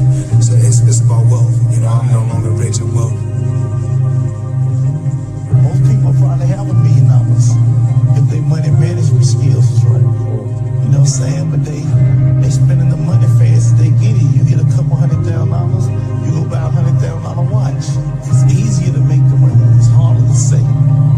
You know what's crazy is because coming from where I'm from, we thought all we needed was $1 million. We just wanted to become a millionaire. That means 1 million. Until you get it and you realize it ain't enough. We living in a generation and a time where like people think it's only cool to be a boss. You know what I'm saying? And that it's uncool to be an equal partner with somebody. I just think boss a 4-letter word. Like, what does it mean outside of the action? If you're not doing boss shit, why you want to be a boss? Do you even know what being a good soldier is? Because some people, again, they offended by the idea of being a soldier, not me. You know what I'm saying? Like, I can step into soldier role and back into boss role at any moment. I play every role. You know, I heard a quote one time from Vincent van Gogh that really rang true. He said, he has dedicated his life to his art, and he has lost his mind in the process. When I sat and I thought about that, it sounded very familiar. I have given every single thing, every ounce of my life to this craft, to perfecting my craft, and I continue to do so. And in the process, I have lost my mind to regular society, to people who wake up at 9 a.m., who clock out at 5 p.m., they would look at me and say, I've lost my mind. But me, I have found it almost. My name is Conor McGregor. I'm a professional MMA fighter. My dream is to be world lightweight champion in the UFC, have more money than I know what to do with, and have a great life for my kids, my grandkids, everyone in my family, everyone that's come up with me. That's my dream. My dream is to be number one. Most young men, why they got into martial arts was to defend themselves. I started off really being into football. That was what my first dreams were, you know, being a football player. How good you were at playing football and how good you were at fighting, you know, they were the two things where I grew up. And then maybe as I start going outside my little estate and all, conflicts start happening, you know what I mean? I had to kind of think to myself, right, I need to be able to defend myself now as well. Not even to get back at anyone around, just to kind of be like, alright, this guy knows where he's at, just leave him alone. Now that's it, I don't know how I'm doing other than that really. Now I'm obsessed. I was working in the plumbing business at the time, yeah, but it would have been around that time that John, last year I left the plumbing business. How bad was that? The plumbing? Yeah. Horrendous. It was just a horrible, horrible time, and I was like, you know what, I don't want to do this, and then I just left, and then I just stopped going, didn't get out of bed. Then my dad would come in and try and bait me out of bed, and we'd have fights, and literally, for a good while I never spoke, I didn't really speak to my dad. We just kind of stayed away from each other. Anytime I come across my dad, anytime we did speak was to fight. Why did he get to that point, to where he was that mad? Because I was doing absolutely nothing. I was out getting into trouble. Yeah, basically felt like I was doing fuck all. I was a waster, you know, I was a waster. Got that, called that a lot, you know what I mean? But the real stress and the real fights come from the mortgage, come from this stress of home. A lot of people are getting evicted from their homes around here. So that's something that I grew up with. That was a big stress in my family. It caused a lot of stress. So I just wanted to give it back and help out and just do that. My mother and father are still young. Now they have their feet up. They can relax. They are in a new place. So it's good. That's something I always dreamed of. I always visualized what giving would feel like. Given to people who have given to me, what that would feel like. I always dreamed of just showing up one day and be like, here. I always visualized good things, success, abundance. I visualized it all and it's all happening. If you have a clear picture in your head of something is going to happen, a clear belief in that it will happen no matter what, then nothing can stop it. You know what I mean? It is destined to happen, and that's what happens. You know what I mean? It's perfect. I'm fighting myself, you know what I mean? You are fighting yourself. There is no opponent, you know what I mean? It's you versus you, and I'd say I'm fighting myself in there. I'm gonna beat myself. Not even martial arts, life, you know what I mean? It's always you versus you. If you're competing against other people, you know what I mean? Competing against others, and you're gonna become bitter. Eventually you'll become bitter. But if you compete against yourself, you'll become better. There are no restrictions, there are no limits. There's no one trying to get something from me, or trying to make me do this, or make me do that, or send me here, or send me there, or stop me from going full. I'm free. I go in and do as I please. This is my time now. So it's a beautiful experience, and it's almost an out-of-body experience, and it becomes very, very addictive. So that's what you're seeing here. I'm addicted to that feeling, and I will do anything to get in there and get that feeling again. I truly believe we are all equal as human beings. If we are obsessed with something and we truly pursue our passion with everything we have, regardless of anything else, if you are obsessed, work hard, put in the time, you will succeed. And that is a philosophy that I carry, my coaches carry. And to see LeBron James, who's like a mega superstar over here and a phenomenal athlete, share that belief is inspiring right back to me. It shows that we are thinking correct. You know, this is hard work. This is an obsession. Nothing can beat hard work. If you're doing something and you're not interested or you have no passion for it, you should truly follow your passion. I'm not doing this for this. I'm not doing this for fake acting and pretending I can, you know what I mean? Trying to give emotion to some guy that wants emotion from me for a shot. I can't do that. I don't do this for that. but I understand that it's a double-edged sword and you must do that. I do it for the competition, to step foot inside that octagon, have that feeling of freedom. So that is why I say I don't feel pressure in there. I do not. I feel free in there. Sounds like you were the last person that would ever give an excuse why you lost. No, there is no excuse. You know what I mean? It's like I've been beat before. You know what I mean? I've lost MMA fights. I've lost boxing fights. I've lost so many fights in the gym. You know, I lose all the time. You know what I mean? So it is what it is. If you, any true martial artist will know, in order to succeed at this game, you must lose a fucking shitload of times. You know what I mean? You must lose many times. You know what I mean? So it is what it is. We all have we all have the same emotions. We have all won and we have all lost. It's a sport. It is what it is. You know, just get on with it. Look to learn from it. You know, the day you stop trying to learn is the day you start losing. You know what I mean? So I'm always going to learn, regardless of the result. You know what I mean? Win or lose, I will take something from it all. And you know the way people say you learn more from your losses and things like that. That is true. You learn a lot from your losses, but as well as that, you learn from your wins. People can say, let's say you beat a guy, and you're at the beating that guy. You're a winner now. You know what I mean? You're a winner. So now I get to take the foot off the pedal. I don't need to learn so much. I'm at the beating this guy. I'm a winner. You know what I mean? That's gonna stop you. That can take over people, especially in this game. When you're signed to the UFC and there's all media things going on and there's people looking for pictures and shit, that can take over. That can make you feel like you're bigger than you are. You know what I mean? That happens to guys. You ever see guys that I see guys all the time coming in that are around this company since day one. Their performances just stay the same. They stagnate. Their performances stagnate.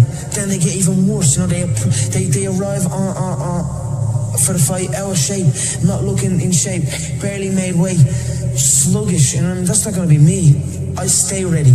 I'm always in shape. You know what I mean? You're not going to catch me out of shape. Win or lose, I'm going to be ready to go. No ego. You know, you can't have an ego in this game. We've all won. We've all lost. It is what it is. Just keep going. Keep doing the thing. Keep working hard. I'm a cocky motherfucker, but if you come in and you get me, I'll stand before you, I'll stand before everyone and say, you got me. I'll get you next time. And that's it. Every human being, everyone in here at some stage, we face loss. We've all lost something. You know, we all know how a loser on the night feels because we have all lost at one point or other in our lives. You need to stop putting your hand out. Everyone wants handouts. Everyone wants things for free. Or everyone, you know what I'm saying? You've got to put in the work. You've got to grind. You've got to go through the struggle. And you've got to get it. If you deserve it, go get it. You know, don't complain. Don't cry. Get the fucking work and go get it. I've been listening to laughter all my career. I've been listening to them laugh my whole career. They've been laughing. But an Irishman win a Cage Warriors world title? Hell no. You serious? An Irishman win a fight in the UFC? Hell no. Laughs all around. Okay, you gotta win. Now he wants to win a world title? Hell no, he's all talk, he's all hype, he's a joke. Laughter all around at the Joker. Then the Joker goes and wins the world title. Now he wants to win a second world title. More laughter. Listen, the sound of laughter and the sound of doubt motivates me. So I'm enjoying that. I seek that. I don't feel no doubt. I don't feel that going to fight in any of these other UFC bums right now. They need to rise up. Right now they're down there. I've got this situation where people are truly doubting me like they doubted me at the very, very beginning. And that's motivating for me. That's what's going to drive me to the gym when I need to go to the gym and to put in that work to get that win. Stripping that all back to start your career, a man with a dream, you know, training in the gym day in, day out. Somebody said to you, you'll have or you'll be as successful as you are now. What would you had said back then? I believe you. That's what I would have said. Because I did believe. Yeah, I believed in it. I had very few people who told me that. I had a small group of people that would tell me something like that. Other than that, it was just me telling myself. Yep. So if someone came up to me and told me that all the way back then, I'd say you're right. I was a waster. got called that a lot, you know what I mean? But like, and then when I start getting that focus and realize, no, I'm gonna make this happen. And then now that has happened, I'm making it happen. It's depressing times for a lot of people, and there's a lot of bad stuff going on in the country. A lot of people are struggling. Everybody's struggling. But now, since them seeing me chase this dream, it's giving them an energy, and I see a new lease of life in them. And that alone spurs me on even more. So it's all just a perfect storm that's happening for me. And that is why I have this tunnel vision, and that is why I'm willing to kill every single man in my path. Get that belt, you know what I mean, to secure the future from my family's future, you know what I mean. That's what I'm doing it for. Well, I'm doing it because for the love of movement, and I'm also doing it to secure because I recognize that it will secure my family's future. So why not take full advantage? Something that I love can actually secure my family's future and make us live a good life for the rest of our days, you know what I mean. And it's not work. I don't work, I live. You know what I mean? I don't have a job, I just have a life.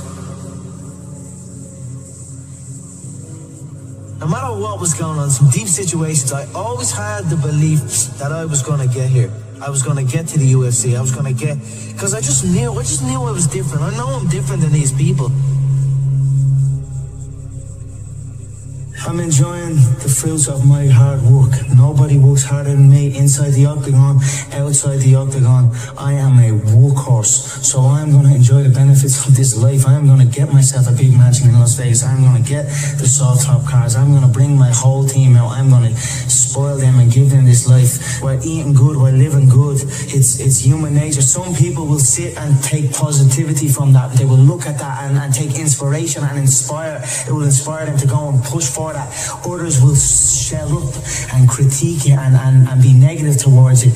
But one thing is for sure, those people will stay where they are. The people who take inspiration from it will rise up and also one day experience that life. So this is human nature. Some go one way, some go the other way. But I am enjoying my money, my hard-earned money that I have dedicated my life to.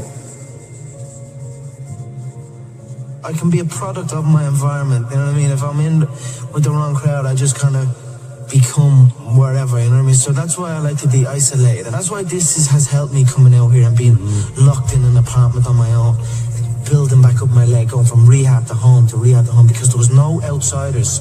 It was isolation, it was visualization, it was motivation, and it was dedication. There was nothing else going on in my life, you know what I mean? To get to the pinnacle, it needs to be like that. It needs to be no outsiders. It needs to be, you need to have your team and your focus, and that's it. I don't need friends that aren't involved in this game or that aren't on the same path, you know what I mean? Because it doesn't make sense. I know nobody can tell me that I move the same as any of these guys, because I don't move the same. I move differently. I move unique, and I know I move unique. Not only that, I speak unique, I act unique. I'm just different than these people. You know what I mean? So I dress unique. I dress unique, whatever. I just feel different to these, on another level, on another playing field than any of them before me. That's why I know, I have no doubt in my mind that I'm the greatest, that I will be the greatest of all time. But in my head already, I am better than everybody, and I know, you know, there's a lot of hate come from people, you know. But I know, and I will prove. You give me time, and I will prove it to everybody. When you're chasing your dream, and when you're working hard, chasing something you love, and completely dedicated, it just happens. You can't really notice it, you know. Even still to this day, I'm in an amazing position in my life, but I'm still working like I'm not. I'm still working like I'm not in this position. Absolutely. I'm still working like none of this is even. It's just something I love to do, and I just keep pushing and keep working hard. I can't pinpoint an exact moment for you, but if anything, I always felt like it was happening way back then, and now it is happening, but now I almost feel like it's not happening. You know what I mean? And I want to push to something else. Absolutely. I'm always striving to push forward. No, I don't like thinking too far ahead. People set like goals, long distance goals, and that's too much for me. I already feel like I'm living it, and then I just carry on doing that. You know, carry on day by day, already living the final goal, the goal of being the world champion. I already carry myself like I'm a world champion. I already speak like I'm a world champion, and that's it. I just carry on day by day. So I'll take it as it comes.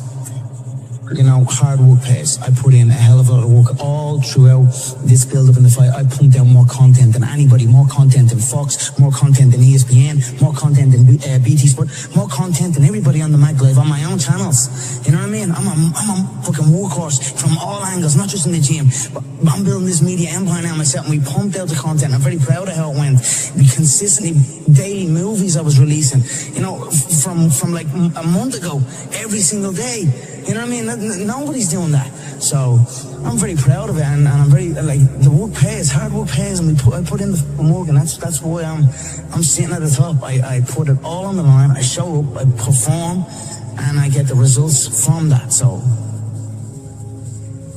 what do you think they'll say about you in 50 years? You know, I'm not quite sure what they'll say about me. They'll probably just say I'm a young kid who showed up when he said he was going to show up. And that's it. I cannot control what people say about me now or in the future. But I certainly know what I am doing, and the stuff that I have done and achieved will live on long after I am gone. I don't think there's a fighter that in the UFC's history that has done what I have done in the space that I have done it. And Saturday night when I go out there and put Diego away in the first round, I'll prove my worth. He can do it, you know, you never know, but he's not gonna be there. He's been talking.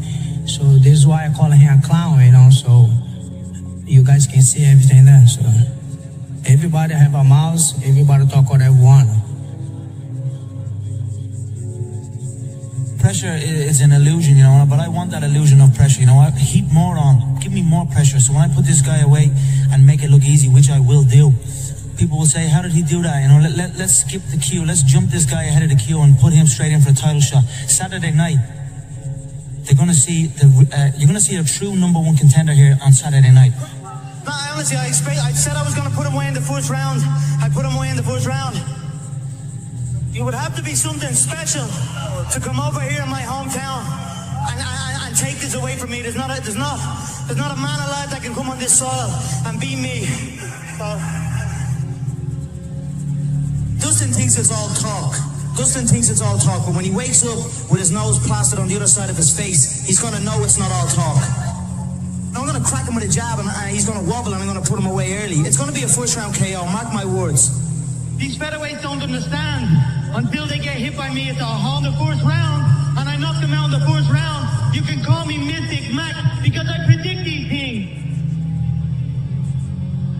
It's the old age, this is the new age. I wanted to come over here to America and show the American public the new era of the fighting Irish, and I brought my whole country with me. If one of us goes to war, they all go to war. Well, this was a huge victory for you. This is your first victory over a top 10 contender. What's next?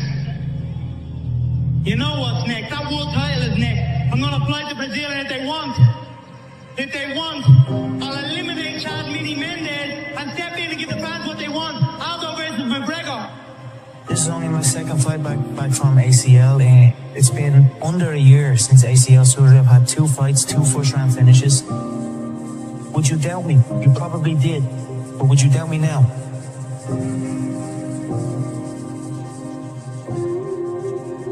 They all think it's fun and games. I'm not playing here. And now it's time. Now we have a location. Now Jose is next in line, and he will be the next one to learn that it's not all talk and it's no joke. This is not for me. This is not a joke. I'm not messing around here. I said I was gonna kill everybody, wipe out the division. Now we have 1 man left. Tell Jose I'm coming. You know, my mind is absolutely bulletproof, solid as a rock. I am #1. So if you are #1, who gives a if #2 steps out in place of #3? At the end of the day, I'm #1. So it makes no difference who is standing across the octagon from me. I will win. Now you're here the week of the fight. What is your prediction for the fight? Yeah, I feel within 4 minutes the shots will have landed. It's on him after that. I feel anything after that 4-minute mark of the first round will be a formality. It will be on him where he is mentally, where he is physically, and how much he truly wants this. I see him crumbling towards the end of the first or not answering the bell for the second. But it will be wrapped up inside one. I was asking you on Thursday about his right hand. Yeah. Can I tell you what you told me? I said his right hand would get him into trouble. It's the shot I predicted. I said he'd overload on his right hand. I said I'd slip. I said I'd bang the left hook. And that's what happened. Word for word. I think the right hand could be, if you look at I felt when we stared down, I felt his right hand was twitching a little bit, but it was just a subtle tell for me. He is ready to unload that right hand, but I feel that could be a downfall for him if he lets that right hand go. I will not be there. I will create traps and dead space inside that octagon, and I will lock him into that dead space. But all of a sudden, he will be in danger. How do you do that? How do you predict these? If you can see it here, and you have the courage enough to speak it, it will happen. So I see these shots, I see these sequences, and I don't shy away from them. A lot of times people believe in certain things, but they keep to themselves. They don't put it out there. If you truly believe in it, if you become vocal with it, you are creating that law of attraction, and it will become reality. I knew he would overextend, and I knew I'd catch him. So Mystic Mac strikes again.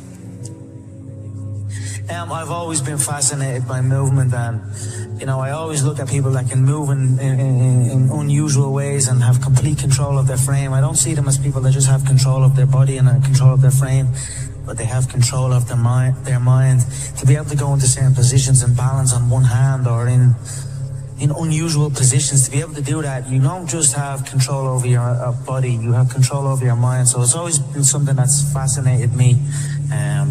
And I've always been learning and trying to implement different forms of movement and variety into my game.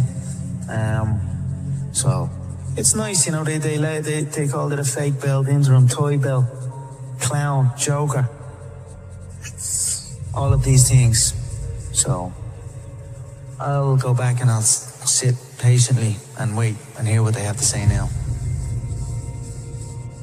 Connor, you've been known to make predictions. You're known as Mystic Mac. What's your prediction for UFC 205? Like I said, he's chinny. He has a chin. He gets cracked, he gets dropped. It's happened throughout his career. He's a weathered fighter. He's on his way out. He's very, very lucky to be in the position he's in.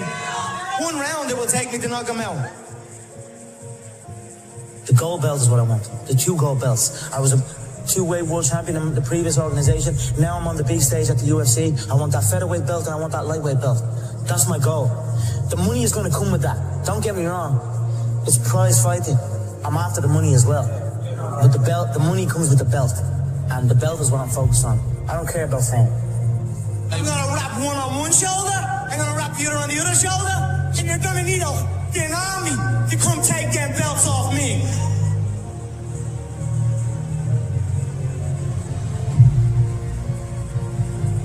I'm sure everybody here would appreciate the Mystic Mac prediction of how exactly you get this thing done. It's hard not to respect Donald right now at this stage, and he has my respect. And although there will be blood spilled, it will not be bad blood. And for the Mystic Mac prediction, it will be a KO.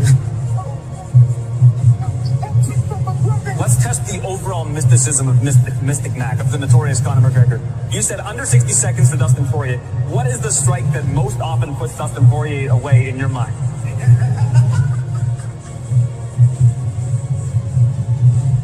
Are you the best point guard ever? Yes.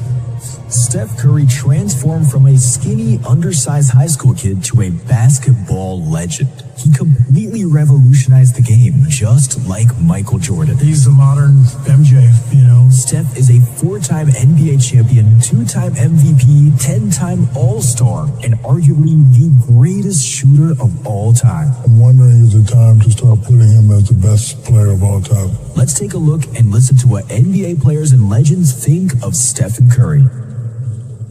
08, 09, or whenever that little light skin came in the league, that's in Golden State. He single-handedly changed the no leader safe. When it comes to influence, since I've been watching the game, the most influence in the game And obviously we know what Mike did for the game. Steph and Allen Iverson are the two biggest influential guys in our game since I've been watching and covering it. Kids felt like they could be them. They were guys that was not always counted on. They were small in stature, and they just defied the odds. And now you have Steph, who's shooting over the Empire State Building. You know, it's just like those two are the two most influential when you say the game, how they changed the game, and the kids, and like those are two guys that you just wanted to watch every single night. When you look at me and Steph, I just feel like we're able to do things out there that keeps to, you know, the normal person walking down the street, gives them hope that basketball can be for them as well. You know, he's just able to do so many special things, and I could go on and on about Steph, but I love that guy, and I love Steph. Hey, you know, a legend in the game. He changed the game. When a guy changed the game, some way, somehow, you got to expand the Mount Rushmore. You know what I mean? Like, who says it only could be this many people? Like, Steph Curry changed the game. His face needs to be up there in the Mount Rushmore. Steph Curry is messing the game up. I'm on the internet now, see a bunch of little kids dribbling, shooting 100-footers. To get warm, to start the game. But he's doing something for them. He's giving them a chance. You know, Steph, it probably is the most influential player when it comes to little people. Yes. Right? Because I see a lot of little guards, like little kids. I'm going to these tournaments, they're doing stuff I can't even do. Right. And it's good and bad. I love Steph, man. I mean, the guy has completely revolutionized the game. He messed up the game in a good way, you know? I think he messed it up in a good way. Yeah, I think he hurt the youth because the youth just loves threes, and that's all they think about doing is shooting threes. You know, him and Clay and their whole team, I think, just changed the game in a good but bad way. Each other on the golf court. You didn't know what was coming. You didn't, because you'd never seen it before. I was there when he broke the record, right? The first record. And you didn't think, like, I think it was like 250 maybe or something threes.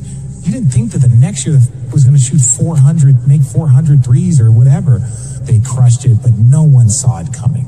No one saw it coming, and no one truly knew how to stop it when they got going. That's why they won 73 games.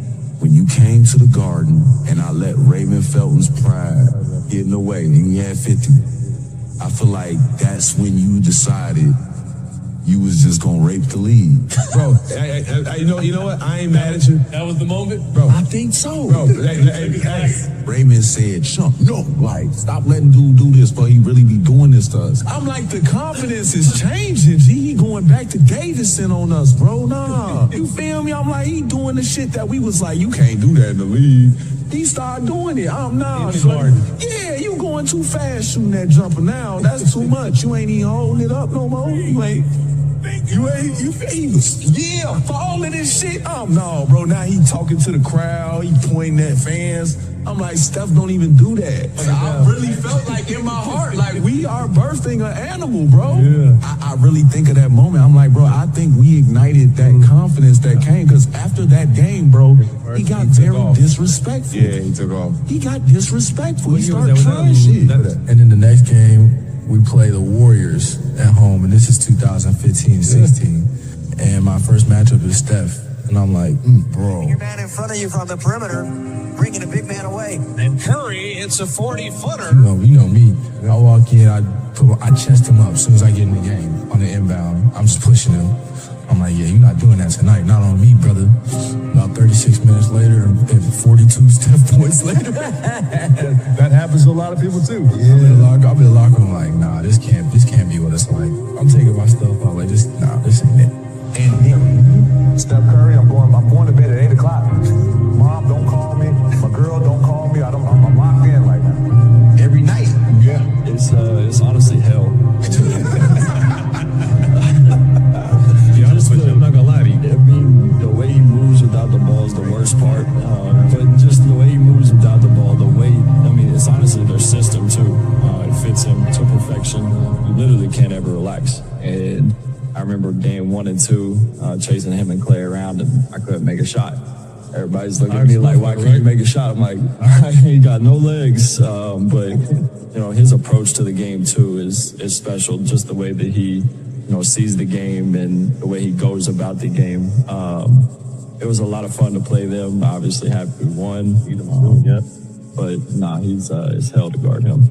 They're actually understanding how to play with him now, like how he operates, how he moves when he gives up the ball. It like continues to just run in circles until you fall asleep, and then he even then like shoots it from 30 feet basically. It's borderline at times. It's unguardable. He's tough, and I'm a part of the losing side of history, but I remember watching it, bro, and I was like, yo, he was absurd to watch. Then I played against him, I was like, he's different, bro. He's different, bro.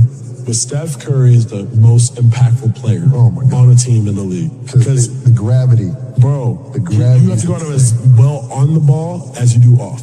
Like, once he gets off the ball, you're probably more scared of him off the ball than you are on. He's the... You know what I mean? He's the modern MJ, you know. I used to see this playing with the Bulls. You know, half the crowd's got, you know, red 23 jerseys on, and, you know, now half the crowd's got blue and yellow 30 jerseys. Steph is... he transcends the game. He elicits an emotion from people. I think because he's so awe-inspiring with his play that no matter where we go, there are people who are cheering for him and can't wait to see him perform because we've never seen anything like him. Michael did everything in the air. Air Jordan. He revolutionized the game. He changed the way we thought. The baggy shorts, the black socks, obviously the Air Jordans. Stephen Curry has taken shooting in the art form of it and moving without the ball to a different level. The first thing kids do, they know they can't dunk and fly like Michael Jordan, but they all believe they can shoot like Stephen Curry. And that's the first thing they do is start hoisting up threes to try and be like their hero, Stephen Curry. So you have heroes to most in Michael Jordan, and you have a lot of heroes in Stephen Curry. I see the comparison. And it's like, that's how we feel with you. You know what I mean? And Evan, you can kind of speak to it in terms of like the funny story where it's like you hear those MJ stories, you see people on the bench. Like when I watch him and he do stuff, I watch the other team bench. Dudes be like, oh! I told you one time, you told the story before, we were playing one time, you got so hot in a certain instance, I'm like, damn, like, you didn't hit 3 straight, when you hit the 4th, I wanted to like turn up and be like, yo, go crazy. Go crazy. Like, you know, because like when you're a fan of basketball, you're a fan of the game, you start to comprehend what you're seeing. As a fan and as a player, you always appreciate it. So it's always been that part where you can, you know, really remove yourself with the game. And, you know, we're all, at one point, we were all high-level basketball player and, you know, big-time athletes. So, you know, you can really appreciate what you do. Consistently the best shooter his whole career. I'm wondering, is it time to start putting him as the best player of all time? Best player? Oh, you put him over you? In the conversation. I'm asking you. Yes. You put him over you. You put yourself with Steph Curry over you. Yeah, this way he's my favorite player. I'm not saying favorite. He might be my favorite too. I played 20 years, watched 20 years before that. I've never seen a guy like him. And he's doing it consistently, and he has championships. You know, for all the chitty-chatter, is it time to just put him in the conversation? I think he's a... I'm asking the fans, is it time to, you know, start putting him in the conversation as one of the best players ever? When it's all, but really, he shoots those shots in the game. Yeah. This is a great time to practice while we all stretching. Like, he's gonna get unlimited of them. We stretching, we get loose. He's chucking them from half court. He's making them, and it's like, all right. So when he gets to the half court with 0.3, and he's asking for it, he makes it. It's like it's no surprise. So like, seeing his preparation made me really want to be like, all right, I can shoot from anywhere. 1 second on the clock before halftime. Right. We have the ball out under our own basket, 94 feet away. He looks at the defense. He catches it, and he flings a shot 90 feet that actually comes kind of close, goes against him in the scoreboard. That's a missed three, right? He takes these shots every game. When I played, and like most players, you get that ball, it's like, maybe you take a dribble, like, oh, I don't think you know. Big move. Yeah, throw a grenade, everyone. This guy shoots every one of those shots, and I think part of it is he's one of the greatest showmen, like, that I've ever seen. Like, you love to do something that nobody else does. And it took me a while to learn that, like, you know, our first year together, like, you were taking some of those threes, and, you know, I had the voice of every coach I ever had saying, that's a terrible shot, that's a terrible shot, right? And then I realized, like, that's part of your superpowers, that you love to put on a show. It also wins. This is not, like, just doing crazy stuff for the help. This helps us win. Greatest shooter we've ever seen, hands down. The shots that he makes is by far some of the toughest shots I've ever seen taken. Wow. Let alone crossing, let alone made. Exactly. Crossing over behind the back, just letting it go, turning around, just running the other way, and then ain't nothing else to be said. When I let this thing go, don't go for the rebound. You need to get back. And that's extreme. I mean, not only is it extreme confidence, but that's a talent, man. That's a talent and a half. His dad is obviously arguably one of the top 15, 20, depending on what you're going by as shooters. But for him to make all of those shots off the dribble, pulling from half court, that shot he made against Oklahoma City 2 years ago, like, across half, God, ridiculous, crazy. Well, but him getting Steph is listening to Steph's workout, and I know how OCD you are. People don't understand the amount of energy that he has to use every single day. It's next level. Like, even for athletes, even for guys that do this for a living, you're like, this man has to run around for 48 minutes every single night doing what he does. You don't see that coming. And so it's a compliment to those guys to figure out an equation that no one ever has. And they just dominated with it. The year Steph hit that shot in the corner in New Orleans, I was bored. I saw that live. I had 16 points in that game. Yeah. I saw that live. Yeah. The chef, bro. That's when the chef started taking over. That's when he was like, hey, LeBron is LeBron, but hey, I'm here. Because Steph is so random. Yeah. Like, you can practice, but you don't know what he's going to do. There's no rhyme or rhythm to, like, what, because he reading you. Yeah. Steph is right behind Magic. I can't put anybody else ahead of Steph but Magic. Oh, my God. Ever see another Steph Curry? I think this is truly a one-off.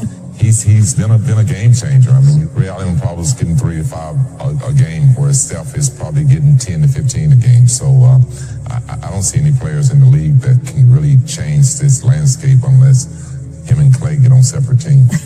And to see that he do not get the respect that he deserves from the way that he plays the game of basketball.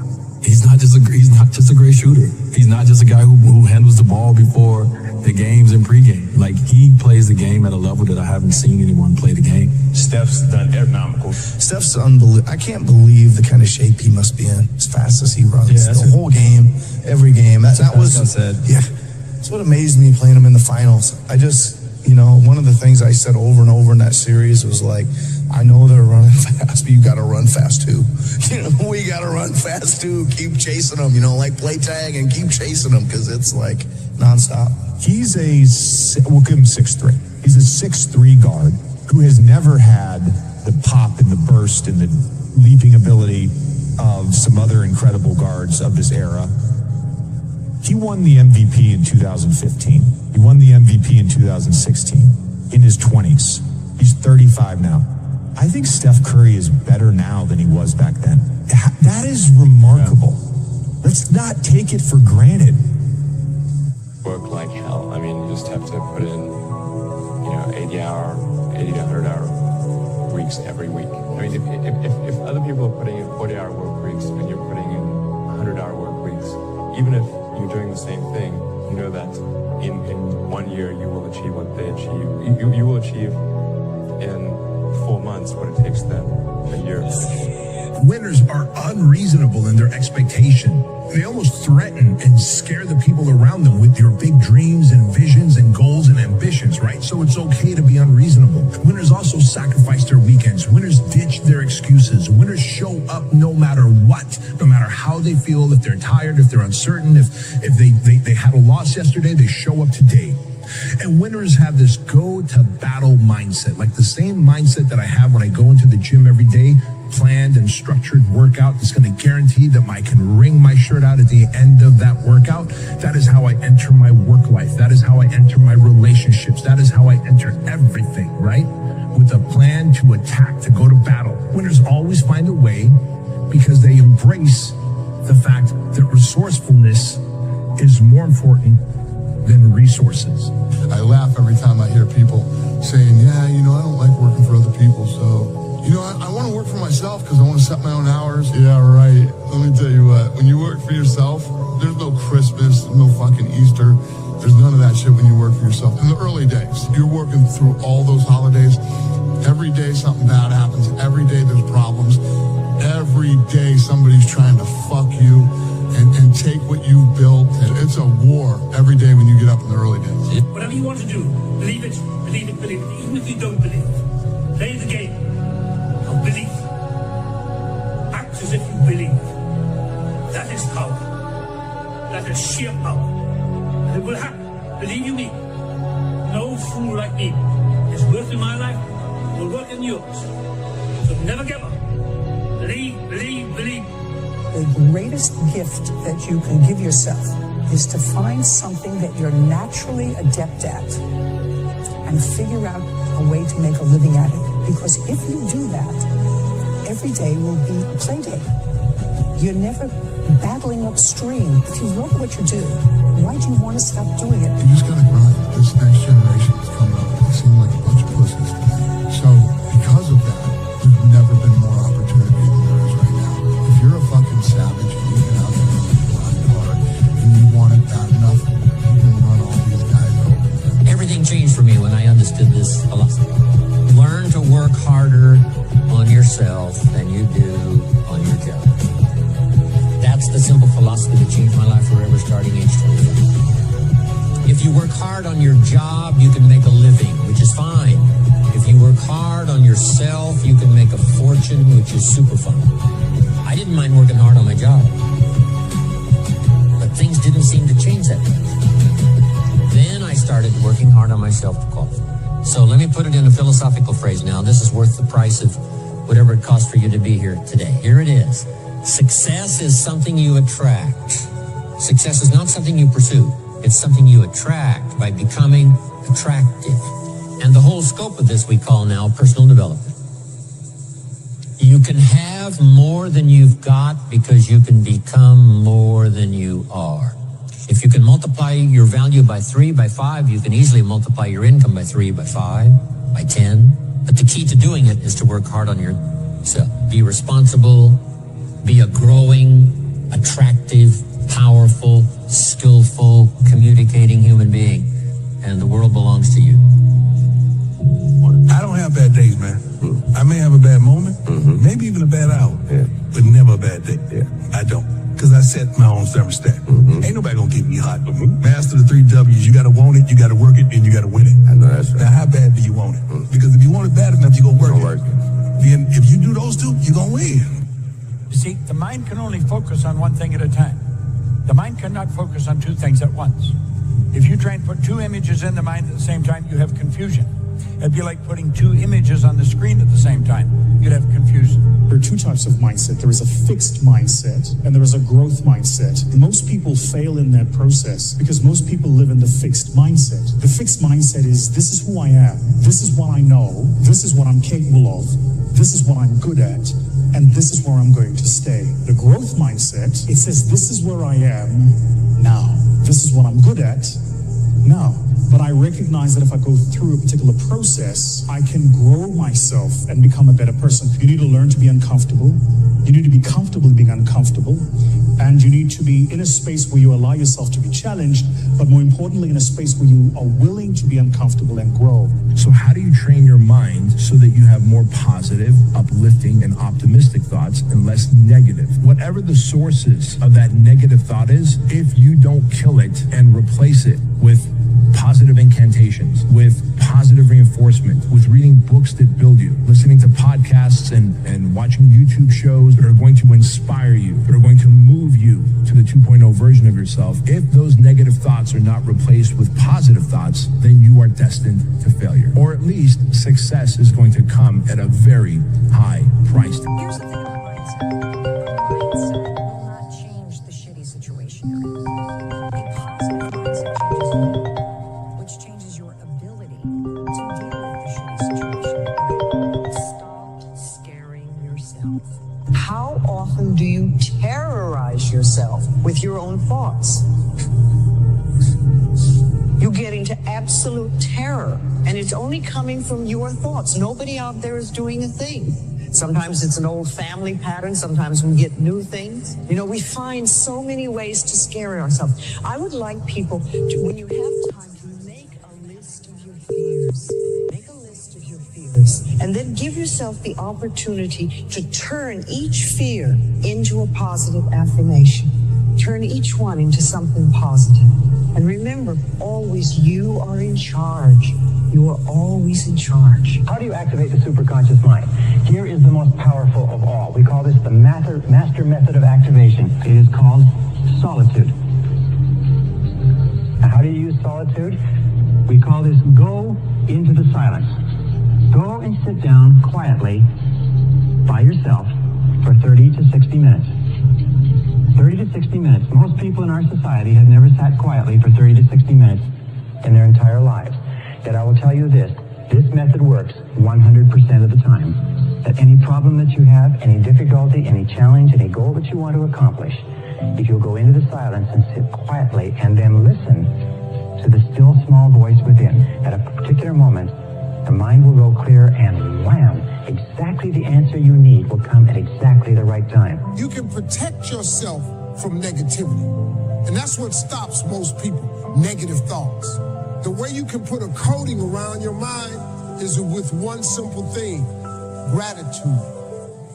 Gratitude erases negativity. I'm gonna show you how this works.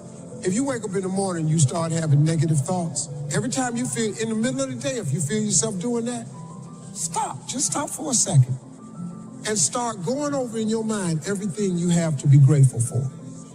Not everything you want, everything you already have. Because what you have is substantial. But the fact that you can walk, that's a blessing. The fact that you woke up, that's another blessing. The fact that you can see, think, reason, that's another blessing. The fact that you have any measure of health, that's another blessing. And I'm just talking to you, I don't even know you. I could give you 50 things you ought to be grateful for right now. I don't even know you. The fastest way to take control of your life is to stop controlling everyone around you. You have no idea how much time and energy and attention you are wasting trying to control other people. Why like worry will make you sick. I've never seen it accomplish anything. I've never seen worrying about anything change it. So I decided not to do it. If you can't do anything about it, why the hell worry about it? Every negative thought you have releases poison into your system and will kill you or give you cancer or tumors or whatever else you can think of. So if you're thinking negative about anything, erase that. The more trust you have in your superconscious mind, the faster it works for you. And the more calm and confident you absolutely believe that something will show up. And the more you practice with it and the more confidence you have, the faster it works for you. Pretty soon it gets to the point where you can think a thing and realize it very, very quickly. I used to do this when I was first understood this, when long distance charges were very high back in the 80s, is I would visualize a person I needed to talk to on the other side of the country and they would phone me. And I could do this over and over again. Rather than me phoning them for 30 or 60 minutes, I'd visualize and they'd phone me. I just put it into the superconscious mind and I say, he or she will call by 11:30. By 11:30, the phone rings. And do this over and over again. And the more confidence you have that it will work, the more rapidly it works for you. And it requires a step of faith, a mental step of faith. The three things that's very important. You said in order to make it in life, number one, you have to develop your mind. That you don't get in life what you want, you get in life what you are. Number two, you have to practice the principle of OQP, only quality people. You earn within $2,000 to $3,000 of your closest friends. People rub off on you. Academy Award winner Sidney Poitier said, when you go for a walk with someone, something happens. Either you adjust to their pace or they adjust to your pace. Whose pace have you adjusted to? But the other thing that he said that's most important, that's really important today, he said, develop your communication skills, because once you open your mouth, you begin to tell the world who you are. If your happiness depends on the actions of others, you're at mercy of things that you can't control. And that's never where I want to be. So I always want to live in, like, me and my therapist talk about, like, my higher goddess, my higher self. Like, I always want to live there, knowing that when I'm there, you can't take that away from me. That's mine. I think it's important to realize wherever focus goes, energy flows. It's corny, but it's true. In fact, maybe an easier way of saying it is, we don't experience life. None of us do. We experience the life we focus on. So in any moment, what's wrong is always available. So it's not about being positive. It's about being intelligent. You got to live intentionally.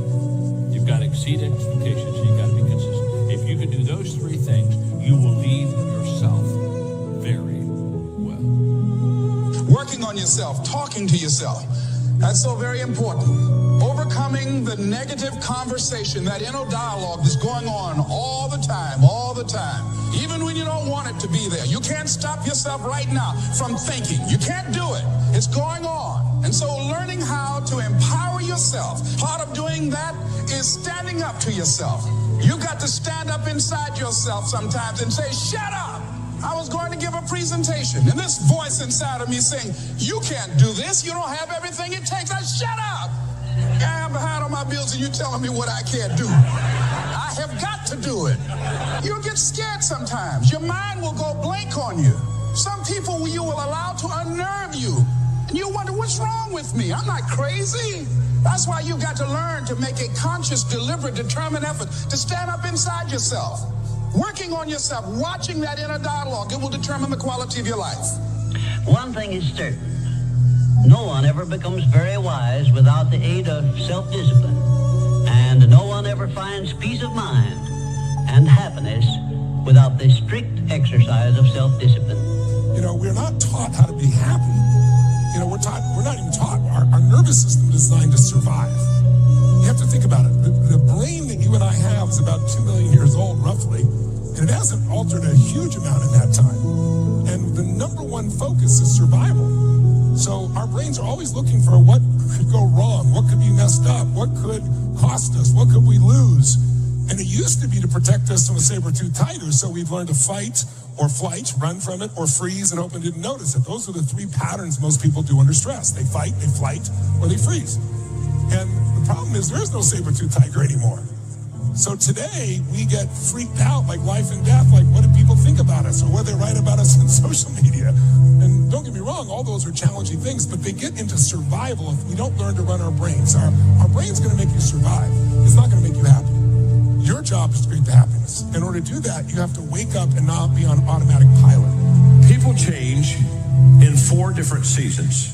It's when they hurt enough they have to, when they see enough they're inspired to, when they learn enough that they want to, and when they receive enough that they're able to. Those are the 4 times that people change. Short-term thinking says the donut tastes good, eat it. Short-term thinking says one workout doesn't matter, I can skip it. Short-term thinking encourages you to make short-term emotional decisions that hurt you in the long run.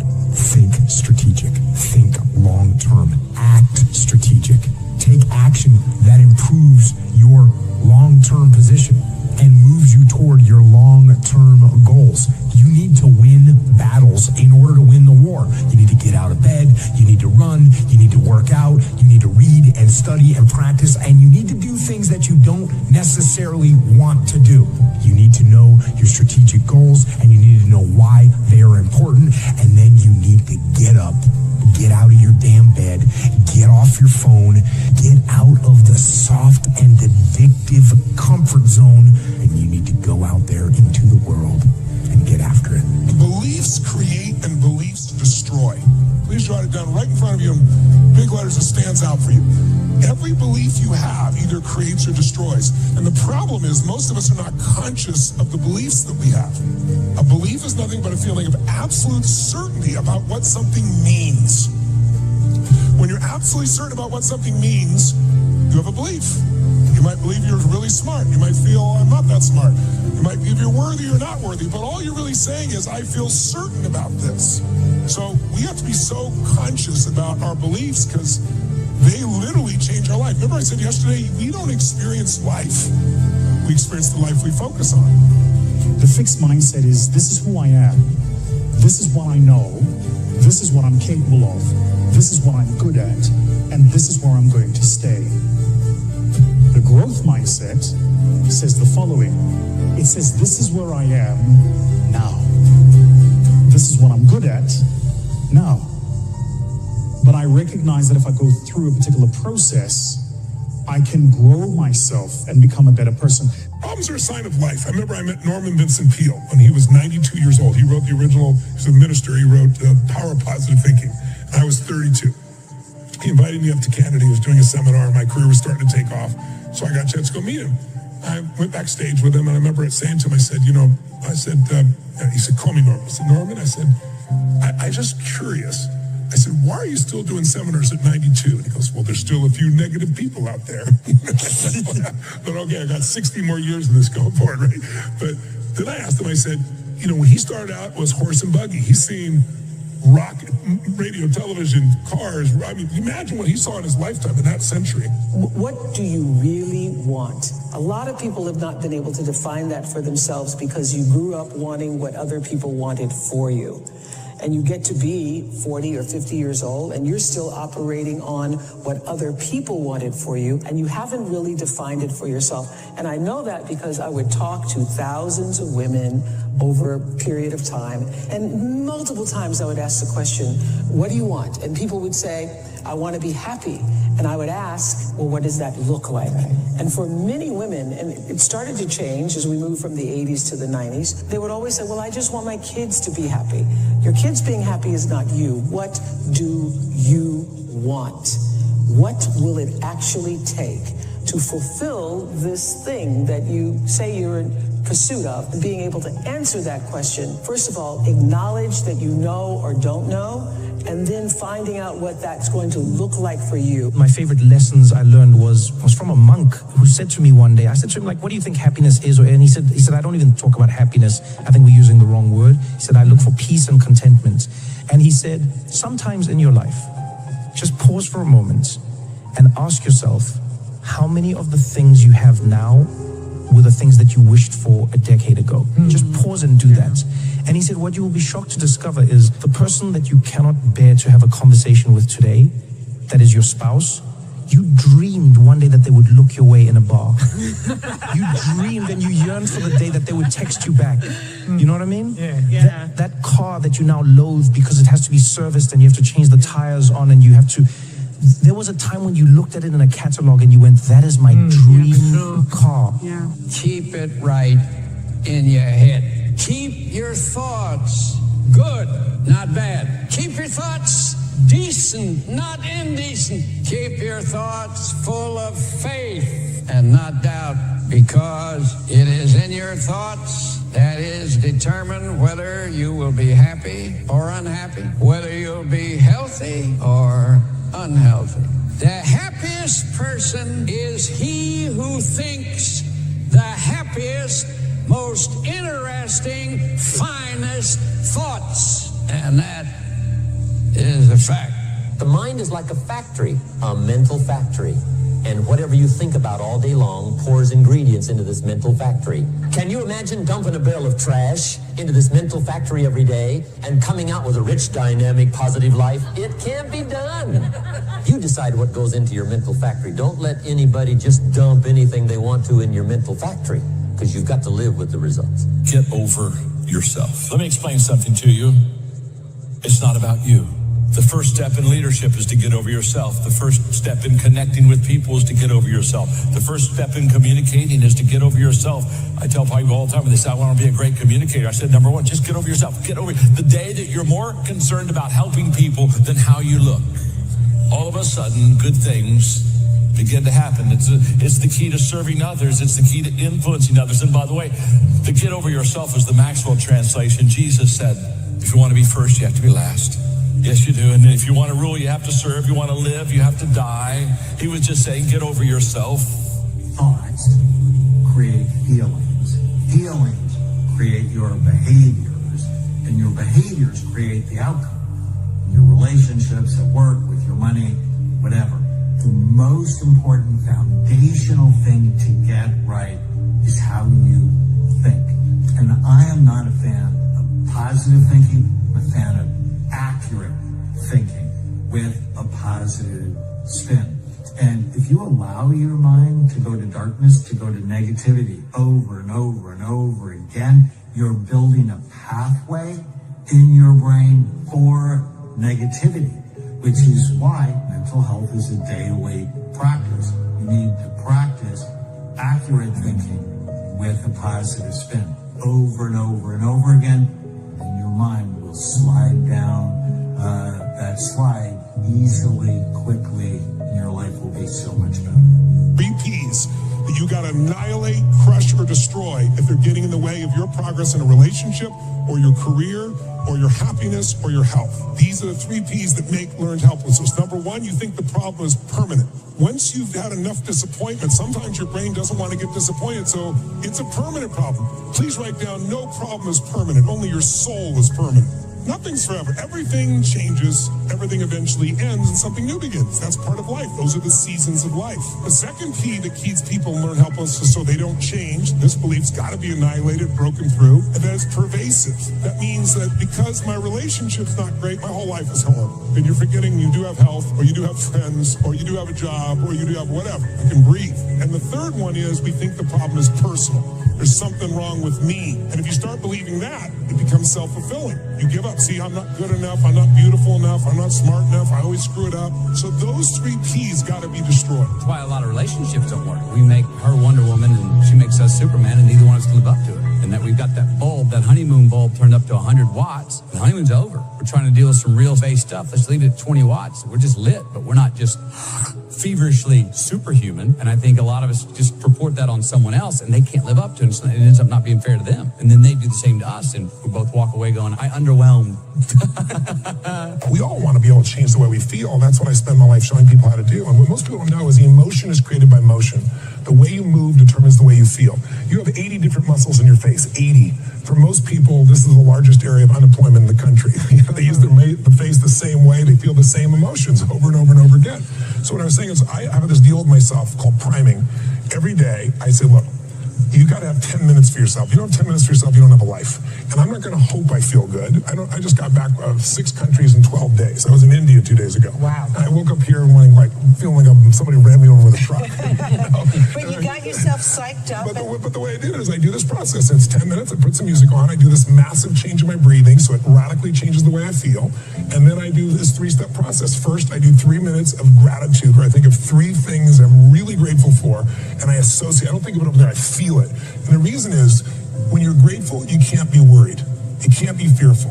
When you're grateful, you can't be angry. And anger and fear are what screw people up most in their relationships, in their life, in their business. So I wire myself. I was saying to you that most people want to be happy, but their habit is to be worried or pissed off or frustrated or stressed. And so they've got a highway to stress and they got a dirt road to happiness. So I wire myself. I've got a highway to gratitude, which changes all your emotions. And then I do a 3-minute process of kind of a prayer for my family and friends. And then I do a 3-minute process of the top 3 things I want to accomplish. I see it as done, and I feel it. I'm done in 10 minutes. So sometimes I go 20.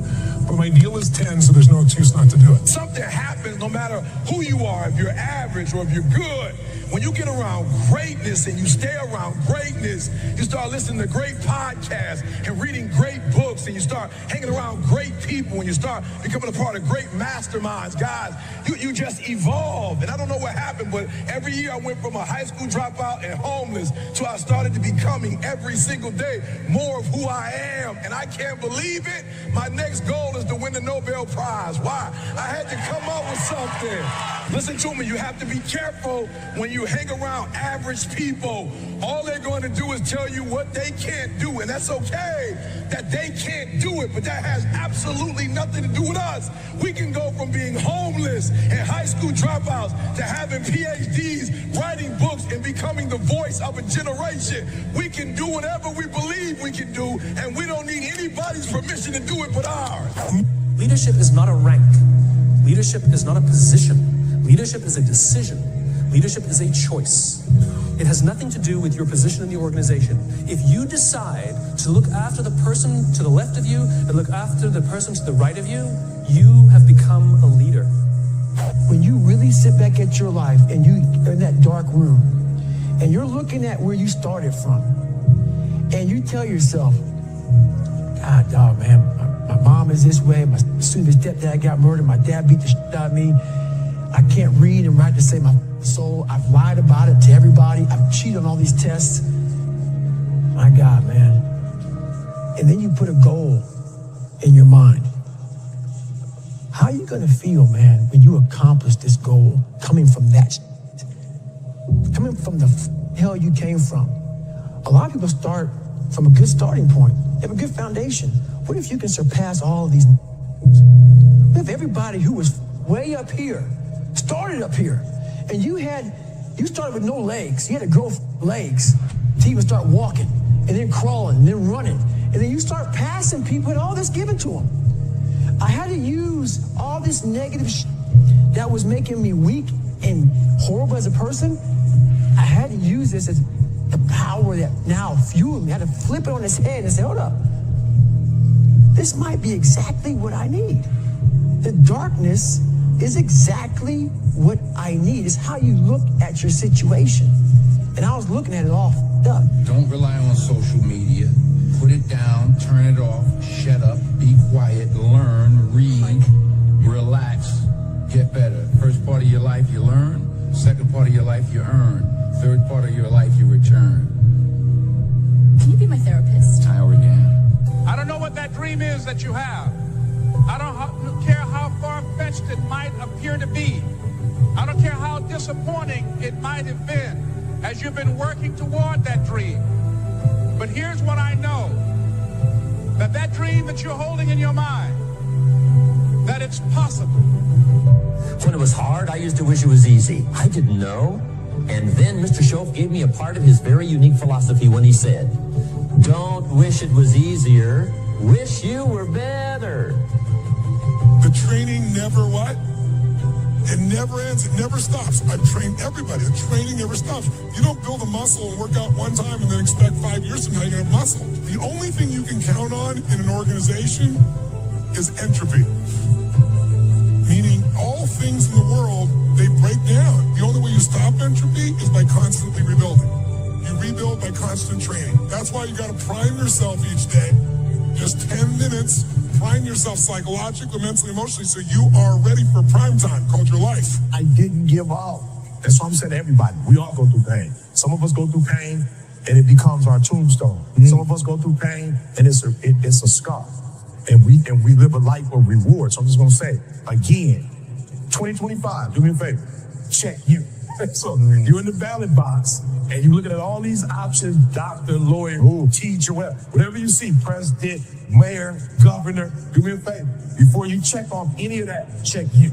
And there's two very simple parts to the let them theory. Part one, you're going to use whenever you feel yourself starting to get frustrated or stressed out or annoyed or worried about what somebody else is doing, feeling, or saying.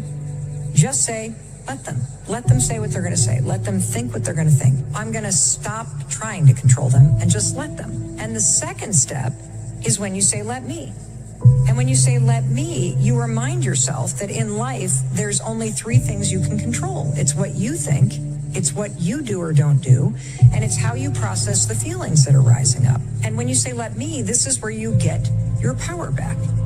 Let me remind myself that my power is not in what other people are doing. My power is always in my response. And when you focus on your response, and particularly you focus on showing up in a way that makes you proud of yourself, you're now in control of your life. Why would you not go for it? Why would you not take a chance? At one point in time, you got to take a chance on you. What controls the quality of your life? What controls the quality of your life? Is it money? Can you have a lot of money and still have a horrible life? Yes or no? Yes or no?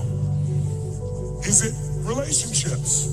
Can you have someone who totally loves you and still be miserable? Yes or no? So there's only two things that control the quality of your life. Please jot them down. For the rest of your life, you want to remember. The quality of my life is controlled by two things, meaning and emotion. Meaning and emotion. The meaning you give to things controls the emotion that you feel. People come up with different meanings, and that produces different emotions, and those emotions make you make different decisions. When you're angry, you're going to decide differently than when you're playful, or grateful, or excited. So the secret to life is controlling meaning and emotion. Here's the deal. From now on, something personal, call it a goal. For real, let's get the terminology right. If you want a car, we're gonna name that's a goal. Don't put your car in the same category as Martin Luther King when he said, I have a dream.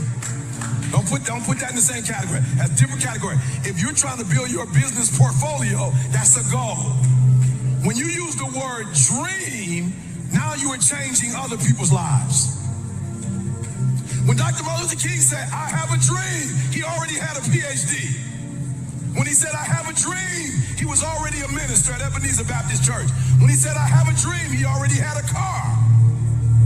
When he said, I have a dream, he already had a wife. When he said, I have a dream, he already had children.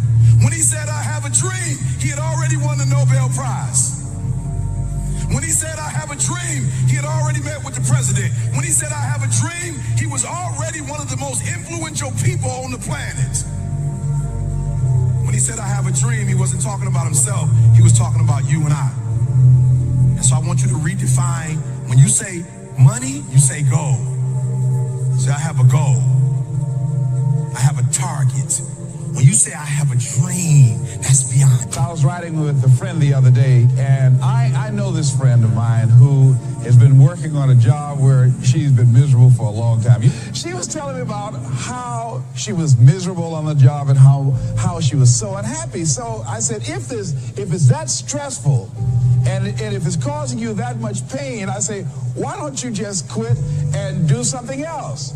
And she said something that really put her in the chorus line with a lot of other people. She said, I would, but. And then I started thinking about that. I said, let me take a poll.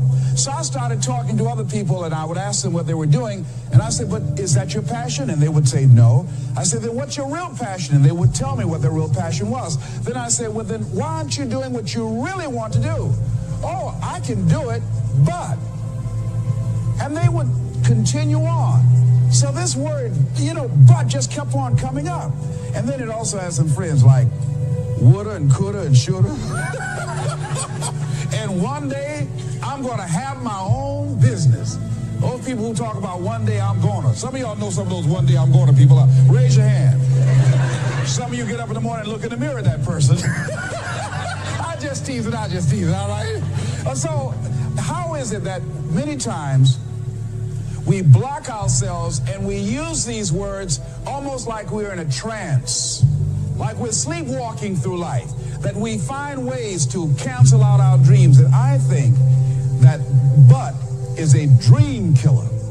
That a lot of things that we want to do, a lot of places we would like to go, a lot of things we would like to experience, and we just stop at but, and we build a case. In fact, I was reading something the other day that talked about but. It says, but is an argument for our limitations. And when we argue for our limitations, we get to keep them. Broke people try to save money. Wealthy people stimulate the economy. Just being real, broke people try to save money. I don't know what you think it's gonna do in your pocket. Pressed down, shaking together, not hiding. Not holding close. For real, y'all be quick to do the scripture, but then you don't want to do what it said. It said, press down, shaking together, bro. The same measure that you give, it shall be, and you don't want to give nobody a tip. My wife like, how you give him 20%? He ain't do nothing. I said, I ain't tipping because of what he did. I'm tipping because of what I want. I'm not tipping because of the service my man gave me. I'm tipping because of the return I want. Matter of fact, if he was whack, give him 25% so we can get more. God like, oh, you just hooked him up. He didn't deserve a tip, but I saw y'all, you got a good heart, son. You have the power to do more than you can ever begin to imagine. Don't underestimate yourself. You don't know enough about yourself to become a cynic. And so you've got to challenge yourself to access that power that you have within you. You're more than a conqueror. See, you can do anything. You can get up any hour, read any book, take any class, make any change, develop any skill, do any discipline. I mean, you can do it all. When this how and the why, or when the why starts to grow, the how gets simple. People think they want to get rich by doing this big hit. Look at all the actors, all the athletes, all the movie stars that you've seen that made more money than God and now they're bankrupt. because they made money and income working, but they never figured out how to make money work for them while they slept. They never made money their slave. So if you look at like 50 Cent, he made $100 million on vitamin water. Someone gave him a tip and he went bankrupt. Or right now, I don't know if it's really going to happen, but the newspapers are speculating now, Johnny Depp is going through this divorce. He made $750 million, $750 million. And they're saying he may go bankrupt now because he's going to have to give up half in his cash position. And he spends $30,000 a month on wine. And he took Hunter Thompson, the reporter, and burned his body and paid $3 million to blow his ashes into the atmosphere. So you can mess up no matter what you do, or you can take a small amount of money and just consistently invest it, and you'll get where you want to be financially. You need to be clear what it is you really want. I always tell people, know not only what you want, but why you want it. I know this is simplistic, but most people just don't do the blocking and tackling of their life. The one we were talking to earlier, a great lady, and you could just see she wants to have a new business, but she never sat down and even put a plan together and says, why aren't I taking action? Well, when you're not sure what you're going to do, you're going to hesitate. And hesitation kills momentum. And momentum is what makes a sports team win. It's what makes an athlete, a business person win. When you get momentum, it's like it takes enormous energy to get a rocket out of our gravitational pull of the earth. But out of the solar system is easy. Once it has momentum, it takes less fuel, less energy. Starting a relationship, starting a business, changing your body, it takes so much in the beginning. But once you get going, it's actually really easy.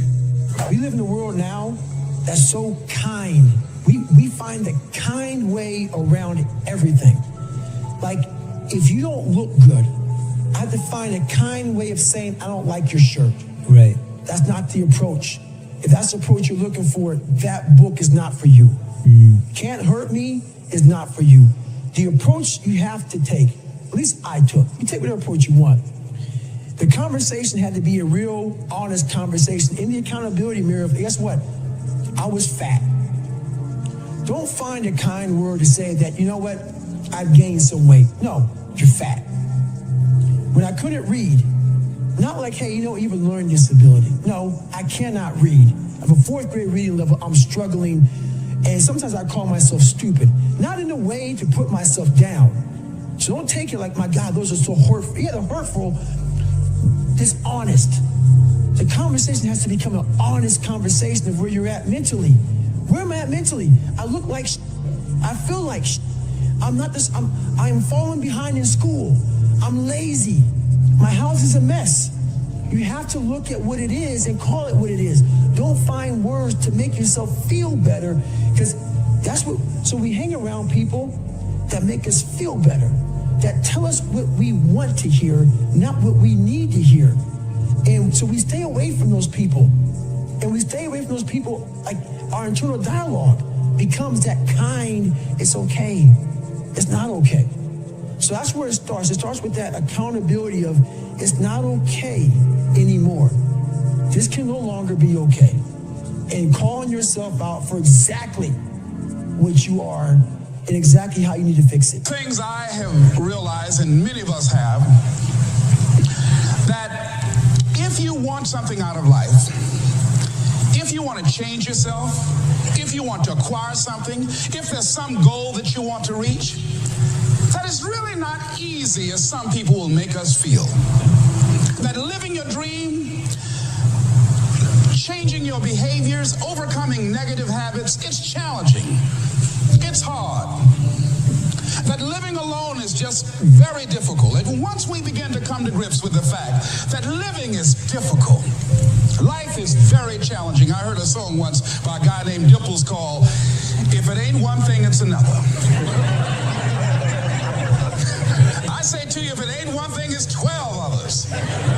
Always something. You will never, ever have a problem-free moment in life.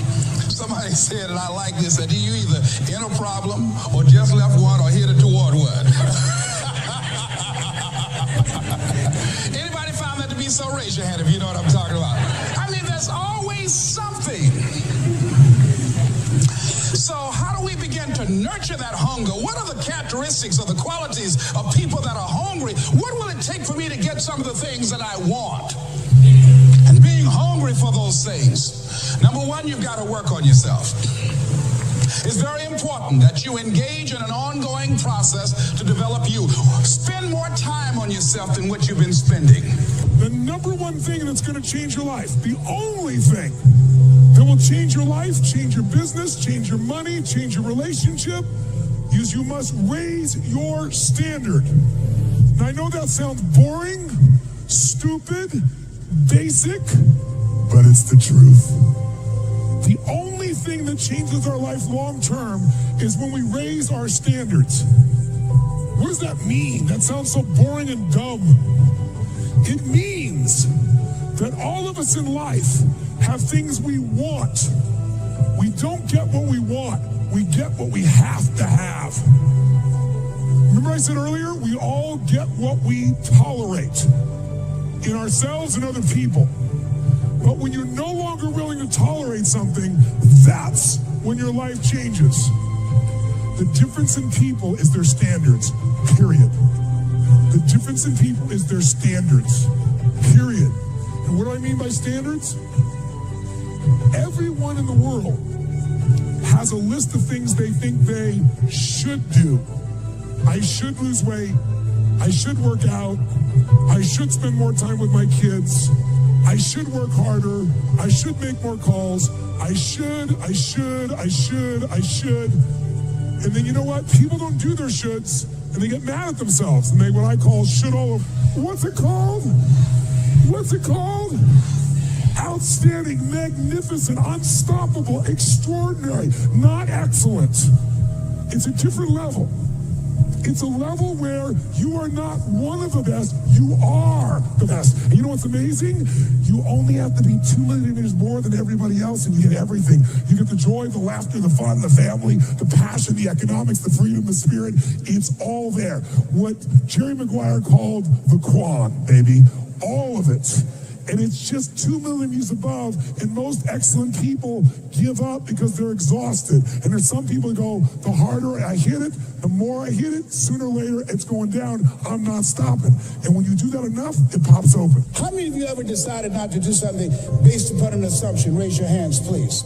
And so that's why it's important for us to be strategic and experiential and being able to tell the story to distract them from their current story, distract, dispute, break down the limited belief system, and inspire them to say yes to a new opportunity in their lives. And so as a result, I didn't do what I'm doing now because I had such a tremendous inferiority complex because of my lack of college education. I stopped myself. There's an African proverb that says there's no enemy within. The enemy outside can do us no harm. And so as you look at yourself, as you look at your goals, look at your dreams, it's very important that you take time every day and write this down to retrain your thinking. You got to retrain your thinking. Because how we live our lives is a result of the story that we bought into. Come on, you know what's so funny? Before the beginning even begins. And what that means is I know that to get to the very end, I can see it right now. So before I went to Buds, and I was losing all this weight, I saw myself walking across the stage at 191 pounds. That's what I had to get to get into the door. I saw myself 6 months, a year later, whatever's going to take me to do it. I saw myself walking across that stage, getting that certificate of graduation from Buds. And I was able to be there at 300 pounds. And that feeling that I was nowhere near that feeling, I was able to put myself there 1,000,000 times every day. And that feeling of like, my God, that is going to feel amazing. That's what made me suffer. That's what allowed the pain to be real and say, this is worth it. I want to feel for this next 18 months. It took me 18 months to finally become a Navy, to finally, just get through Buds. 18 months, it's 6 months. It took me 18. That's what woke me up every morning was, I'm going to put myself through this much pain and suffering for a few seconds. That's all it is. A few seconds of joy. It's so worth it, man. That's what people don't get. So I'm able to put myself at the finish line, even though I have no finish line, but at the finish line of an event before I even start and say, how are you going to feel at the end of this? Visualizing this is my biggest tool of life. That's why I've been able to put myself in cold water, put myself in a 100-mile race millions of times before I've done it. And I'm able to go through the race and see how I'm going to feel at mile 50. Almost to the exact exact feeling. Right, so when it comes up, it's no surprise. It's no surprise. I've already done this a million times. If you stay in your comfort zone, that's where you will fail. You will fail in your comfort zone. Success is not a comfortable procedure. It is a very uncomfortable thing to attempt. So you got to get comfortable being uncomfortable if you ever want to be successful. Path of least resistance never makes you happy. It's like, you have to push yourself. Self-esteem, esteem for yourself is earned by you doing something difficult for you. When you do something that's incredibly hard and you push through it, your brain starts to have inner pride, not fake ego. Most people have a belief about what their real potential is no matter what you tell them. And that affects how much action they take. And of course that affects the result. And then ironically, that result reinforces their belief. And then that belief affects it. So I'll give you an example. Let's say a person has unlimited potential, we all agree. But they take little action, little results. Why? Because they have to start with a problem with their belief. They don't believe it's really going to happen for me. Maybe for Frank Kearns because he's got the cool hair and stuff, or maybe it's for you because you're so driven, but it's not me. Maybe Tony Robbins because he's a freak, got these big teeth. Whatever their thought process is, right? They got this thing, right? But what happens is, if you believe that there's very little potential, how much action are you going to take? Nothing, little. And when you take little potential with a little action, what kind of results do you get? Lousy little results. And when you get little results, what does that do to your belief? You go, see, I told you this was a waste of time, told you this wouldn't work. And then what happens? You tap even less potential. You take even less action. You get even worse results, and your belief gets even weaker. And this sucker feeds on itself until you are in a downward spiral. It's poisonous. It's poisonous and it's self-fulfilling. Now, what if something could happen that could come along and fill you with a sense of absolute certainty? Not like I believe, but where you know. In you guys' case, mine as well, we knew because we had to. Because we burned the boats. There was no other option. We had to find a way. We weren't going to live that way. We all did it in different ways and for different reasons, but in essence, that was it. If you get yourself in a state of certainty that this is going to work, I'm going to find a way, and if this doesn't work, I will make the way, then you tap a lot more potential. And when you're certain in your potential, you take massive action. When you take massive action, you really believe in something, you get great results. When you get great results, your brain goes, see, I told you I was a stud. I told you this thing would work out. Now you're even stronger. You tap more potential, take greater action, greater results.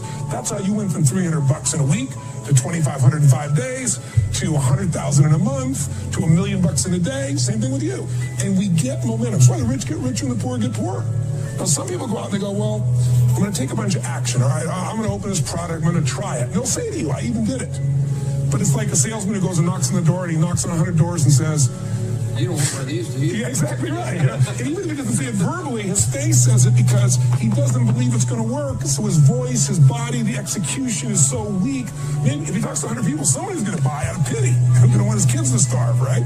But he's not going to get the result. So the core difference in people is how do you produce certainty when the world isn't giving it to you? You go out and you try, in your case, you're 100,000 in debt, nothing's working. How do you keep yourself going? The way you did it, the way I did it, the way you're doing it, we may not have done it consciously, is we didn't change our potential, that was there. And it wasn't even taking more action. Taking more action with a belief it's not going to work, it's not going to change anything. We got results in our head that made us feel certain as if it had already happened. So you have to say, here's where I am, here's where I want to be, and you have to be honest. It's not where I want to be, it's uncomfortable.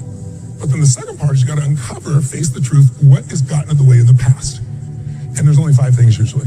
Fear of failure, fear of success, fear of unknown, fear of not looking good, fear of all those things. Or 2, a limiting belief, like, I've tried everything. Once you believe that, you don't even try anything anymore. Someone trying to lose weight, that's the common one they'll say, because they've tried a bunch of things that didn't work. Or all the good ones are gone, Right. All right, or they're gay and I'm not, or I'm gay and they're not, or whatever the story is. There's a story, a belief system that limits them, and so it keeps them from maximizing their ability. Third thing that could have gotten in the way, some other emotion, overwhelm, stress, anger, resentment.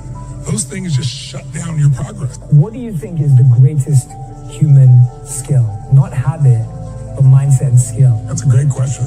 I don't know if I got what the greatest, there's so many. It depends on what you want out of your life, right? Yeah. But I think the ability to manage your own mind and emotions is probably one of the single most important. And maybe the second is the ability to influence others, so that's what makes you a leader.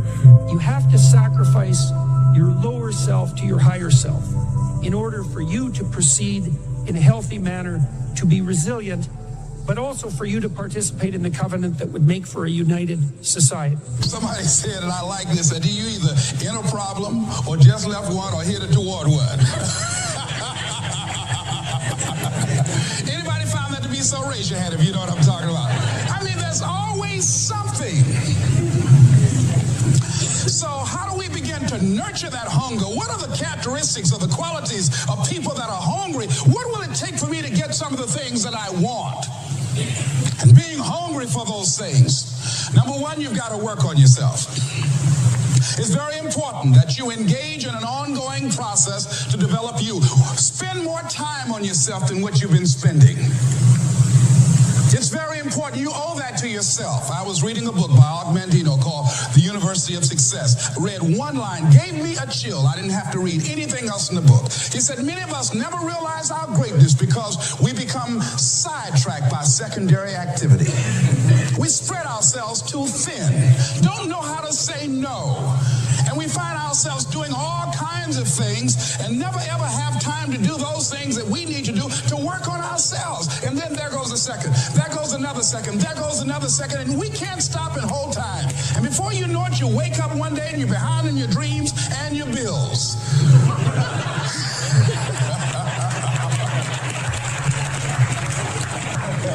So decide that you're going to take some time to work on you, that you deserve that from yourself, that your life deserves some prime time, because you are creating your own production. As Michael Todd would say, you are the star of your show. You are the director. You're writing the script. And you will determine whether your life is a smash office hit or flop. You determine that. Working on yourself, talking to yourself. That's so very important. Overcoming the negative conversation, that inner dialogue is going on all the time, even when you don't want it to be there. You can't stop yourself right now from thinking. You can't do it. It's going on. And so learning how to empower yourself, part of doing that is standing up to yourself. You got to stand up inside yourself sometimes and say, shut up. You've got to do this. I was going to give a presentation, and this voice inside of me saying, you can't do this. You don't have everything it takes. I shut up. Yeah, I'm behind on my bills, and you telling me what I can't do. I have got to do it. You'll get scared sometimes. Your mind will go blank on you. Some people you will allow to unnerve you, and you wonder, what's wrong with me? I'm not crazy. That's why you've got to learn to make a conscious, deliberate, determined effort to stand up inside yourself. Working on yourself, watching that inner dialogue, it will determine the quality of your life. I don't believe this. I know this. I've had a challenge of losing weight. I'm walking through the airport, this voice said, why don't you have some M&M peanuts? No!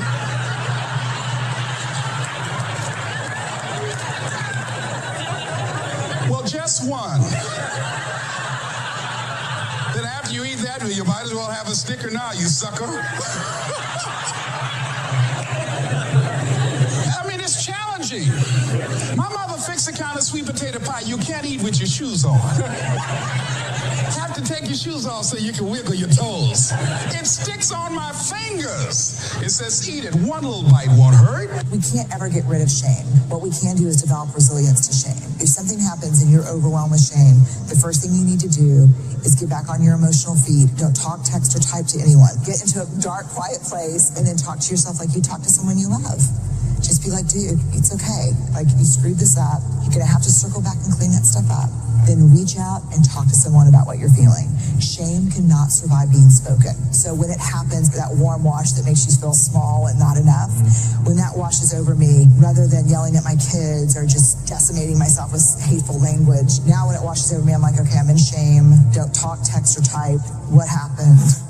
Failure is part of life. I mean, the difference for me, though, is I look at failure as a stepping stone to success. It's a speed bump. I know I'm going to fail, but it's not failure if you learn something. And so, gosh, I've made so many mistakes. I've screwed so many things up, but every time I do, it just becomes a way for me to explain to someone else what it takes. You know, it's like, here's what I've done. I think I have the ability to influence people because I talk about my failures. I talk about all the things that mess me up, but I show people that I didn't let them stop me, and you don't let them stop you. And I think that's really the secret in that area. And if everything you touch was successful, you probably wouldn't be able to relate to people as much. No, you'll be able to relate, and also it's be total bullshit, and everyone knows it's bullshit. And also you'd be bored silly. I mean, think about it. If you just said, I want this to happen, I want this to happen, you know, people don't value what they don't fight for. You know, it's like you see kids sometimes, your parents will say, you're not going to value this if you don't work for it. And your kid going, I'll value it, just give it to me, right? But it's true. You know, the things we've worked the hardest for, we value the most. So I think, the purpose of a goal is not getting it anyway. The purpose of a goal, is who you become. Who you become is going to make you happier. It's going to make you sad. So I'm not looking for an effortless approach. There's no such thing. I want you to look at something right now. Think of some major goal you want, or maybe it's one you're already working on, and you have experienced a lot of setbacks, a lot of defeats. You've experienced a lot of disappointment. Maybe you've already given up. And maybe you just need a little fire, a little encouragement to get back in the game again. Here's what I want you to look at. There are winners, and there are losers, and there are people who have not discovered how to win. And all they need is some coaching. All they need is some help and assistance, just a little support. All they need is some insight or a different strategy, a plan of action to make some adjustments that will open up the key to a whole new future for them, that will give them access to the unlimited power that they have within themselves. That's all that they need. So what I want you to do is think about something you want for you, that's real for you, that's important for you, that will give your life some special meaning and power. And I don't even want you to say, I can do that. I don't want you to assume that. See, 5 years ago, when I started out in this area, I would not have been able to make the mental leap that I would be up to where I am right now. I don't want you to begin to just psych yourself out. No. I want you to be able to say something to yourself that will enable you to maintain a level of integrity with yourself. That when you say this, even when you face tremendous setbacks, it will be a benchmark to keep you in the game, to keep you moving forward and experimenting and readjusting your strategy and your plan of action, continuously looking for ways to win. So what is that something? When you got an idea you want to move on, you might not have the money, you might not have the education, you might not have the support or the resources you need. What is that something that can keep us going, that will enable us to act on our dream? What's one of those keys that will begin to help us to discover the secrets to our dream? Done if you weren't trying to impress nobody, if you were just being you. I'm thinking like, how many mistakes have we made trying to be what they want us to be? What if we could just be who we were? Like, what would we be doing if we weren't worried about them? So I'm challenging you. When you walk out of this room, I'm challenging you to do you. I'm challenging you to do you. Never repeat your failures. Work with people that are smarter than you. Listen and mentally know you're the best. If you mentally know you're the best, no one can compete with you. We live by this and we die by this. We don't retreat. We don't run. Every man must search his own soul. That's why that Martin Luther King quote, that's why I say, you don't judge a person by where they stand in times of comfort and convenience. You judge them by where they stand in times of challenge and controversy. And if you ain't work, like when you work for something, it gives you a different type of attachment to it. The harder you work, the harder it is to surrender. That's why cats can give up so easy. They ain't got nothing invested. They ain't work for it. They ain't sacrifice for it. Every time it get tough, they go blow weed. They ain't working for it, right? They ain't got nothing sacrificed into it. But when a cat work for something, like when a cat been sacrificed for something, well, you're going to have a cold day in hell before you take it from them. Because they value it different. There's a quote that says, when you know yourself and you know your opponent, there's no need to fear the results of over 100 battles, which means not being naive and saying, oh, I'm better here and I'm better here. You got to know where you suck. Yeah. And you got to know where you're good. Yeah. And I know where Rampage is really good. And I also know where he really sucks. I think he's trying to bait me to get in this big kickboxing match with him or boxing match with him. And I'm going to really go out there and just give a solid mixed martial art starts to split. It's not about being perfect. It's about just every day, one step at a time, trying to be better, trying to do more. And I think a lot of people are struggling to find that purpose, but it's okay. You will find it. Do not give up. Keep getting up, just keep saying those things to yourself, and you will eventually find it. Dedication, hard work. Dedication, hard work. On one-man army. One-man army. The world can go against me.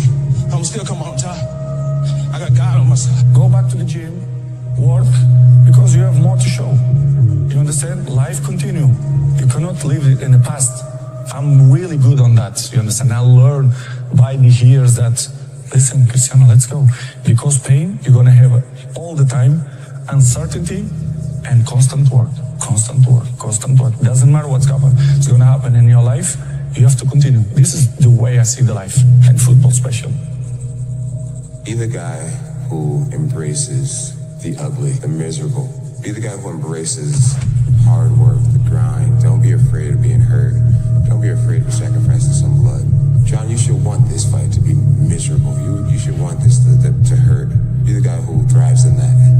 And I felt like I was that guy tonight. My view is you can't control the outcome all the time. Sometimes it should go the other people's way. It shouldn't always go your way. So you get motivated by the losses. You stay motivated through the winning. What you can control is your process. You can control those intangibles. You can control the work ethic, the consistent discipline, your attitude, your culture, how much you care. All those things are in you. They just need to be drawn out of you. Do you want to do this or not? Do you actually want to do this or not? Do you actually want to do this or not? Because if you actually want to do it, what's going to stop you? Nothing. And if you don't really want to do it, what's going to stop you? Just about anything that comes up. Just about any obstacle that gets in your way becomes an excuse. It becomes a reason. It becomes a rationale for not proceeding down that path. Nothing is easy. Running is running. It sucks. But you have a choice to make. Do you want to sit down and go back to that guy you once were? No. So this is what it takes. The barbaric life that I live, that you have to live, the almost obsession that you must have to be great, you can't put that shit in a fucking book, bro. You can't put it in a book. You can't write about it. Every second of the day, he is trying to extract more from something. He's constantly thinking, he's constantly disciplined, never going off the path. It's a conqueror's mindset. I'm almost 50, and I've been this way for almost 30 years. Sometimes you're right, sometimes you're wrong. At least you're being yourself. We all do mistakes. We learn from the mistakes, but we will still do mistakes. Being perfect, what is being perfect? You build up something that doesn't exist. For me, perfection is being yourself, and I am being myself. People like it or not, I don't care as long as I'm being myself. Hard work pays. I put in a hell of a lot of work all throughout this build-up in the fight. I pumped out more content than anybody, more content than Fox, more content than ESPN, more content than BT Sport, more content than everybody on the Mag Live on my own channels. You know what I mean? I'm a workhorse from all angles, not just in the gym, but I'm building this media empire now myself, and we pumped out the content. I'm very proud of how it went. We consistently, daily movies I was releasing, from like a month ago, every single day. You know what I mean? Nobody's doing that. So I'm very proud of it, and I'm very, the work pays, hard work pays, and I put in the fucking work, and that's why I'm sitting at the top. I put it all on the line, I show up, I perform, and I get the results from that. So stop being driven by outcomes. Stop being driven by, if I get this, I'm going to do this. Just work. And if you don't get what you thought you were going to get, show up and still go to work. Because along the process, what's more important, what you acquire or who you become? And a lot of people think what they acquire is the thing that makes them who they are. No, it's who you become in the process of chasing what you want to acquire. Nothing's ever going to be given to you. Everything's going to be earned. If you don't go out there and put in the work, you don't go out and put in the effort, one, you're not going to get the results. But two, more importantly, you don't deserve it. You didn't earn it. Your brain's amazing. Once you feed it the right conversation, the right mental nutrients, the right mental supplements, the right internal dialogue at the right time, with the right hit, with the right proof of what you've done in the past, and you send that right to the right circuit, dude, you're a fucking beast. A beast. If you love something, if you have a strong passion for something, you would go to the extreme to try to understand or try to get it. I hate losing, but I have to respect losing because losing is a part of winning. And you never just, win. You got to lose to win. How can I do things different? How can I change? You got to look at yourself in the mirror because that's how things get started. And you got to be willing to change. As an athlete like you, Tiger Woods, Michael Jordan, Diego Maradona, what do you have that at the end of the day you become bigger than the sport itself? I don't think we're necessarily bigger than the sport. I just think that we've had so much success in the sport. And I think it's in the way we've done it, whether it's through just pure dominance, or maybe someone may have a more flashy personality as well as dominating. Some people are, they may do it differently than anyone's ever seen it done before in the past. And I think that's where I think people kind of gravitate towards. What Messi and Ronaldo are doing now in soccer is just phenomenal, but two different ways of doing it, right? And then you have Jordan coming into the league. He did it completely different than anybody else. And then when I came into golf, I done it differently because no one had ever trained. No one ever lifted weights. No one ever ran miles. No one ever did wind sprints. No one ever did any of those things in golf, so I did it differently. And I had the success doing it differently. And I think that's what people sometimes see and have gravitated towards. I have the ability to see the end before the beginning even begins. And what that means is I know that to get to the very end, I can see it right now. So before I went to Buds and I was losing all this weight, I saw myself walking across the stage at 191 pounds. That's what I had to get to get into the door. I saw myself 6 months, a year later, whatever's going to take me to do it. I saw myself walking across that stage, getting that certificate of graduation from Buds. And I was able to be there at 300 pounds. And that feeling, that I was nowhere near that feeling, I was able to put myself there 1,000,000 times every day. And that feeling of like, my God, that is going to feel amazing. That's what made me suffer. That's what allowed the pain to be real and say, this is worth it. I want to feel for this next 18 months. It took me 18 months to finally become a Navy SEAL, to finally, just get through Buds. 18 months, it's 6 months. It took me 18. That's what woke me up every morning was, I'm going to put myself through this much pain and suffering for a few seconds. That's all it is. A few seconds of joy.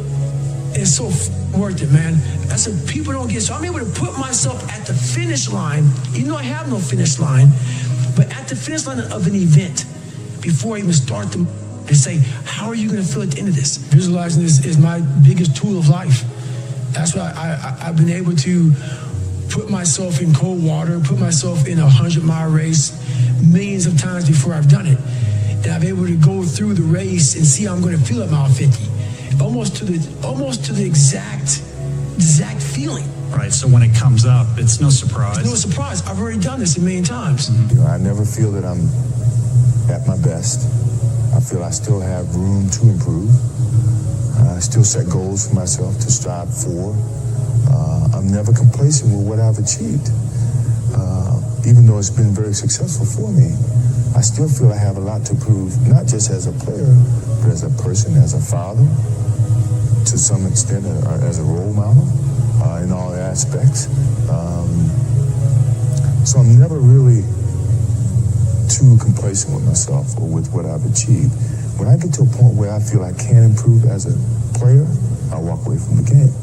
I still feel that I have a plateau that I hadn't reached yet in terms of my skills or my expectations of myself. I'm always going to expect myself to do certain things or surpass certain things. As long as I believe that, then my road to success is going to continue to expand. We live in a world now that's so kind. We find the kind way around everything. Like, if you don't look good, I have to find a kind way of saying, I don't like your shirt. Right. That's not the approach. If that's the approach you're looking for, that book is not for you. Can't Hurt Me is not for you. the approach you have to take, at least I took, you take whatever approach you want. The conversation had to be a real, honest conversation. In the accountability mirror, guess what? I was fat. Don't find a kind word to say that, you know what, I've gained some weight. No, you're fat. When I couldn't read, not like, hey, you know, even learning disability. No, I cannot read. I have a 4th grade reading level, I'm struggling, and sometimes I call myself stupid. Not in a way to put myself down.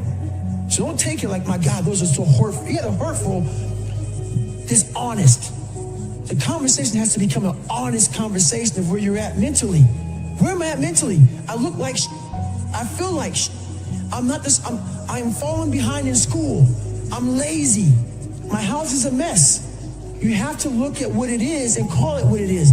Don't find words to make yourself feel better, because so we hang around people that make us feel better, that tell us what we want to hear, not what we need to hear. And so we stay away from those people. And we stay away from those people, like our internal dialogue becomes that kind, it's okay, it's not okay. So that's where it starts. It starts with that accountability of, it's not okay anymore. This can no longer be okay. And calling yourself out for exactly what you are and exactly how you need to fix it. I wanted to excel my game and isolate my game from everybody else. That I was more than just, a few dimensional. Even when it came to Magic Johnson, Magic Johnson was a crowd pleaser. He was a good offensive player. He was a great motivator. Average defensive player. I wanted to change that. I wanted to take it another step. I wanted to do all those things, that could separate me from Magic Johnson. I'm not saying he wasn't great. He still is great.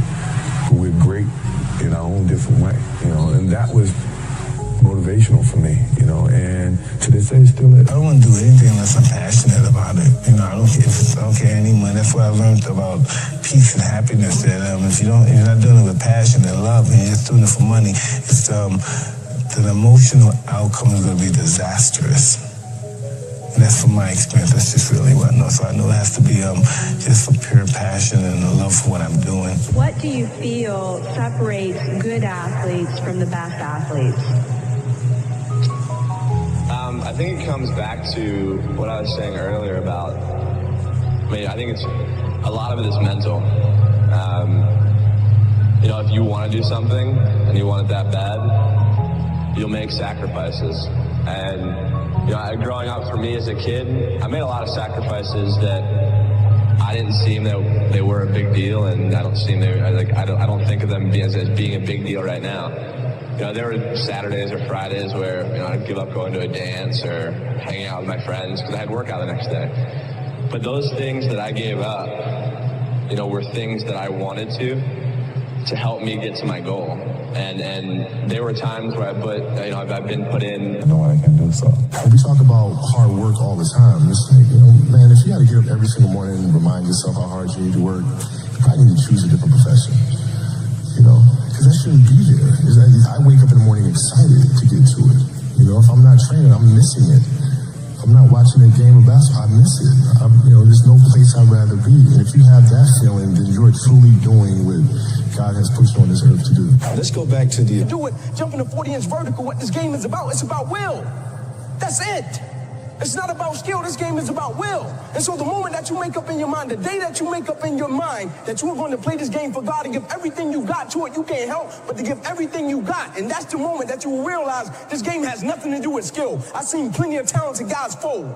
I've seen plenty of talented guys get hit in the mouth and they didn't want it. I've seen plenty of talented guys get punched in the face and they go back to the sideline. They stand beside their coach and they don't want it no more. They make up excuses. I've seen plenty of talented guys. They ran a 4.2 and a 40. They bench pressed 325 pounds. When 3rd and 1 came up, they tapped their helmet to come out of the game. That has nothing to do with skill. When I'm playing football, I appreciate it. I'm nowhere else. I'm in the present. It's probably the best part about my life is that to be in the present, you talk about how do you enjoy your life? How do you find balance, right? It's to live in the present. To live like a kid. Like, why do kids have so much fun? Because they just care about what they're doing. Yeah. And if we thought about what we were doing all the time, and you do that when you're on the football field. It's probably the only place that I can really do that, when I really, truly am my authentic self. A lot of people see it, my close friends do. But when I'm on the football field, it's just raw. You stare at your past and you'll end up staying there. It's okay to look back and admire it, but you carry on. I'm not in the business of staring back at it. You know what I mean? And getting lost back there. People say a loss can make or break a fighter, but trust me, a win can also make or break a fighter because they get comfortable with a win. People can get comfortable with a win, and slack off then. Slack off on the training. Slack off on the diet. They've won one. They're winners now. That's not me. You know, you sleep on a win and you'll wake up with a loss. So I just carry on, keep doing what I'm doing. And that's why this turnaround is so good for me. Vegas, straight away. The Fighting Irish head to the fighting capital. It's perfect. Continue on this path, the freight train, straight to the top. Lazy people do a little work and think they should be winning, but winners work as hard as possible and still worry if you're being lazy. So if you're a winner, you ain't comfortable. What separates the best ones with the other ones, with the average ones, it's the consistency. All the time I put it on my mind that you always can improve something. This is what I did. It's not by coincidence that the last 12, 13, 14 years I'm always in the top of the game. So this is take a lot of consistency, hard work, be professional, and this is why I'm still there. We talk about this often, and we always talk about the fact that you can learn a lot more from the failures than you can from the successes. And you have to figure out where those landmines are, and then how to best avoid those, or help entrepreneurs, and ourselves included, figure out the clues of where those landmines are. You know, not that you're going to avoid all of them, right? But it's also when you do step on one, figuring out, okay, how do you recuperate? How do you balance back and pick yourself up? The meaning behind stay hungry. It's a form of consistency, motivation, and never lack hunger. I've been hungry, and I stay hungry in the sense that even when you don't have nothing, you don't settle for less. As I always say, when you're on ground zero, the only way to look is up. So you keep on achieving, And I've been fortunate enough to be around some successful people in mind, and they never lack a sense of ambition and hunger.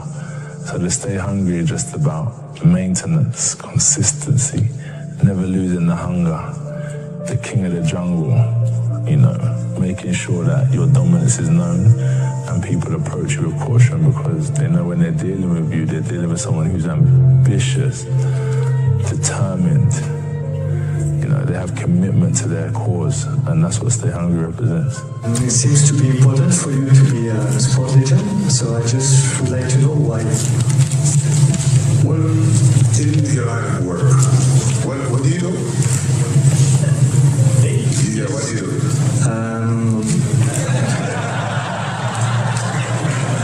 I'm working in the International Automobile Federation as a project manager.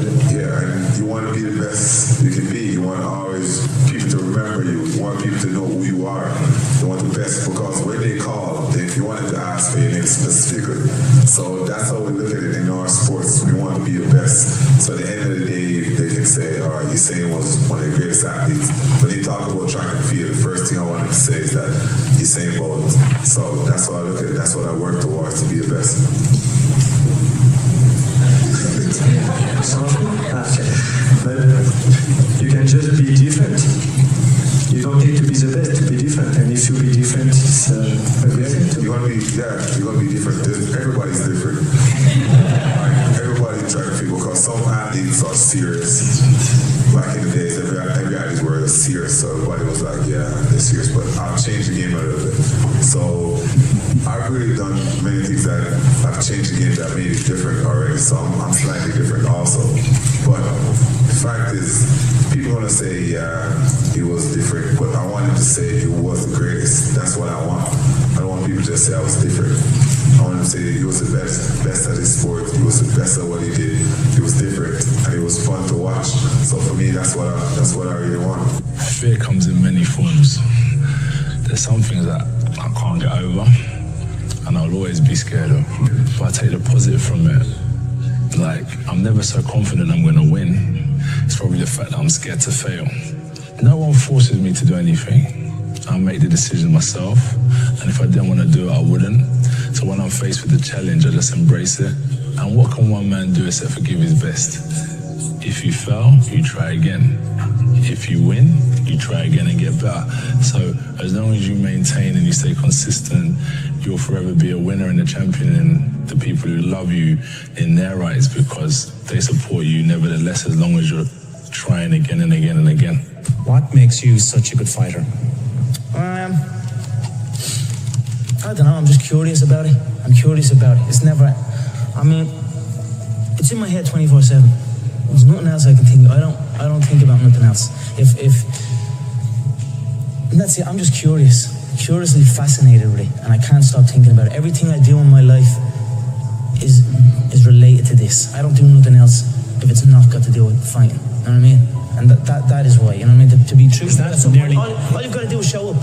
Is that not unhealthy? I don't know. Do I look unhealthy? Take a look at this physique. I'm in phenomenal shape, in body and mind. To me, what's unhealthy is living an unhealthy life. To me, what's unhealthy is getting up and going through the same day, every day of your life, 9 to 5, in an office or in a, you know, that's unhealthy. That beats your mind. I don't work. I love what I do. And that's why I'm doing what I love. You know what I mean? That's why it's become a career for me, because I love it. I love what I do. So I don't think it's unhealthy. I feel good in my mind. I mean, it's my life. To become great, you have to follow greatness. But to become it's like to become a great leader, you have to be a great follower. And to be successful, you gotta want to follow success. And I want every fighter to just stay focused, stay on the parallel path. So one big thing is the accountability mirror. You have to start with yourself. So what happened in my life was we start to get, I call it like the rucksack. A rucksack is a pack that you carry in the military, and you put all your stuff in it. Your radios, your food, your water, all that stuff you have to carry in the military. That's your rucksack. It's the backpack, pretty much. As you're growing up, we all have a backpack. Most of ours, hopefully, is empty, you know, and what we put in it is all the crap we go through in life. That's what is in the backpack for the civilians, and we carry it around with us. So what you have to start doing is realizing that no matter where you're at in life, I got called nigger a lot. My dad abused me, you know, learning disabilities, stutters, immaturity, insecurities, self-doubt, so much crap on top of me. So much stuff. I lied a lot to create friends. So much stuff was in my backpack. No one's coming back to help me. So it starts with that person in that mirror. You have to realize you are on your own now. And whatever else you believe in, I don't care what you believe in, but on earth is a very lonely journey. And it starts with the accountability mirror of looking at saying, hey, my dad who beat the hell out of me is not coming back. All these things are coming back. I have to face myself. And you have to own all those things that people may have done to you. Now it's yours. You got to own it. And it's yours now to fix the problems that people did to you. It makes no sense. It's not fair. I get it. But if you live in that woe is me mentality of guess what? My dad did this to me. My mom just did to me. People who bullied did this to me. You're going to always live right there. You have to figure out ways to move forward because you're not coming back. It starts with the mirror. I call it the accountability mirror. I'm enjoying the fruits of my hard work. Nobody works harder than me inside the octagon, outside the octagon. I am a workhorse, so I'm going to enjoy the benefits of this life. I'm going to get myself a big mansion in Las Vegas. I'm going to get the soft top cars. I'm going to bring my whole team out. I'm going to spoil them and give them this life. Big steaks that size. We're eating every single night each. We're eating good. We're living good. It's human nature. Some people will sit and take positivity from that. They will look at that and take inspiration and inspire. It will inspire them to go and push for that. Others will shell up and critique it and be negative towards it. But one thing is for sure, those people will stay where they are. The people who take inspiration from it will rise up and also one day experience It's that life. So this is human nature. Some go one way, some go the other way. But I am enjoying my money, my hard-earned money that I have dedicated my life to. The only thing we can do is take one day at a time. You know, it's all we can do. No one is perfect. Every day we strive to be perfectionists, but no one is perfect. I make mistakes. You know, I've said things that I shouldn't have said when I was younger. I've done things that I shouldn't have done when I was younger. I'm not perfect, but we live and we learn. And that's who you can influence. As a smaller boxer yourself in terms of stature, how do you take on these big guys with a big reach? I don't know. It's not necessarily the size of the guy. You know what I mean? It's basically the spirit and the competitive in his heart. You know, if a guy wants to fight, he could be 4'2" and fight a guy 6'9". You know, if you want to fight, you're going to fight and you're going to do well. That's just the average of law here in the game of boxing. If you really want to do it, you're going to do well. Where was your mindset at? And I'm taking you back to the age, I think, 17. Anthony, but can you remember where your mind was before you took that decision to walk into a gym, to step into a boxing ring, and how that's changed? It's what attracts you, you know, what type of things tempt you, what type of things, what's the word I'm looking for? It's temptations. You know, it depends what music you like. Music I listen to kind of gets me buzzing, and just the temptations of life, I think. So where my mind was at the time was like that do or die mindset. No fear. I would rather be feared than respected. But now I prefer respect. It's real. Do you know where I'm coming from? When I leave the room, I'd rather people say, that's a nice guy there, than say, thank God he's gone, what an idiot. When I walk in there, shit, yeah. So you know where I come from.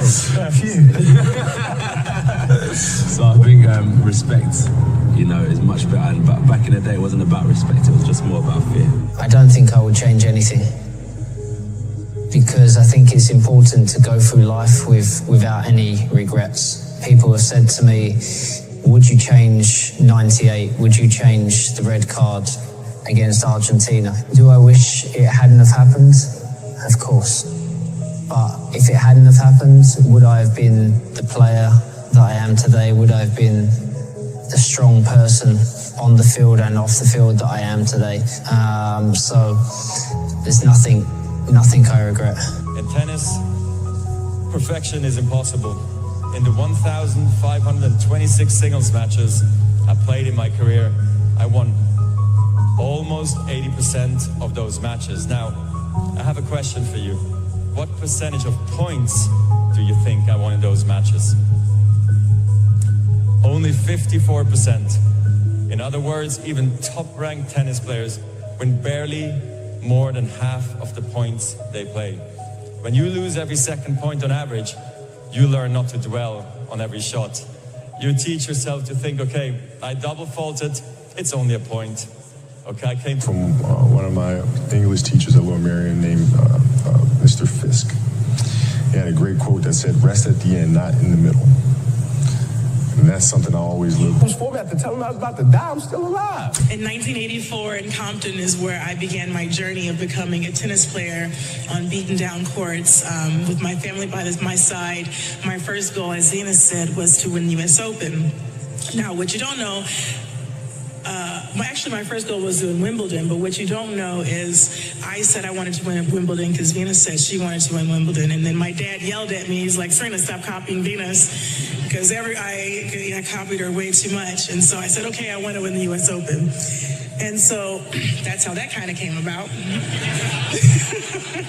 So I truly feel that day changed my life, and now I had a goal to begin to work, and I began to work towards that goal. And I believe that one day I would stand on that court and hold that winner's trophy. And now I guess 30 years later, I still have goals and I still have dreams of winning.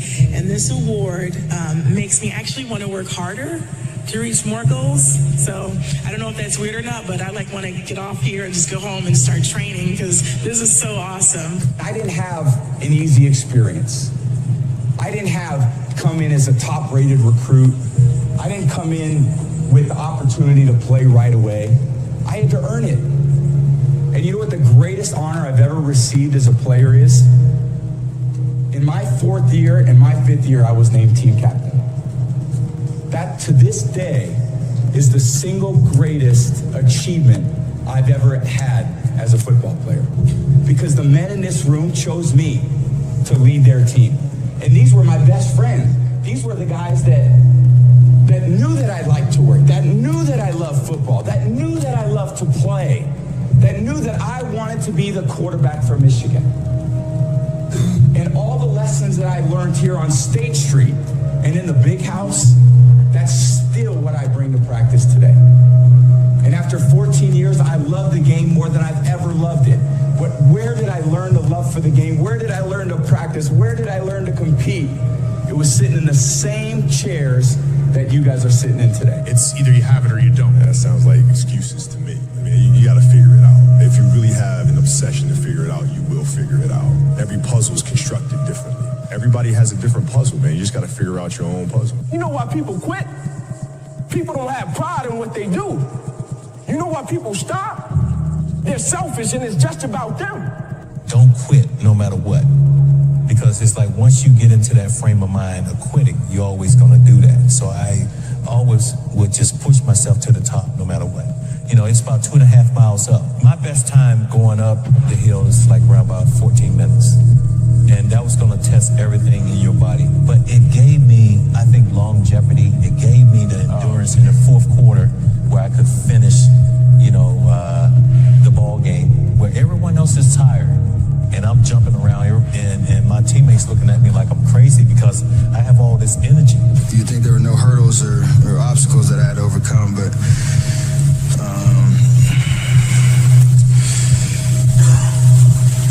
even when I got to high school, I wasn't ranked. I wasn't ranked. I wasn't highly touted as a high school prospect. I had nobody really running, knocking on my door saying, please, please, please come play for our school until Coach McKillop called. And everything happens for a reason, and there's a story to everything. And if you take time to realize what your dream is and what you really want in life, no matter what it is, whether it's sports, whether it's in other fields, you have to realize that there's always work to do, and you want to be the hardest working person in whatever you do, and you'll put yourself in position to be successful. And you have to have a passion about what you do. And basketball was mine, and that's what's carried me to this point. I got kids, the decisions I make. My son has to deal with the decisions I make. My daughter has to deal with the decisions I make. Your mama and daddy and your family have to deal with the decisions you make. So tomorrow, you start training. Train like this your life, not a game. Like this your life. Like this the last opportunity, the only opportunity. Give it everything you got. And if you fail, you can at least do what? Come on, you can say what? You tried. But if you don't go out there and give 120%, you're not a man. A man don't always put forth effort and accomplish his goals. As men, we fail too. We don't always do everything perfect, but if you're a real man, you try. I'm a big believer in if you don't dream it, you can't become it. I mean, look where you're sitting. You've done a wonderful job, and you remained a good man with all the success that you've had and your family has had.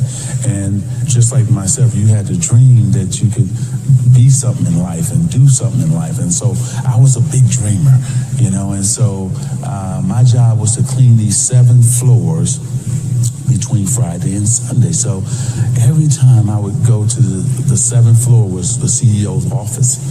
So I would bust in like I was the CEO. I'm dreaming like I'm the CEO now.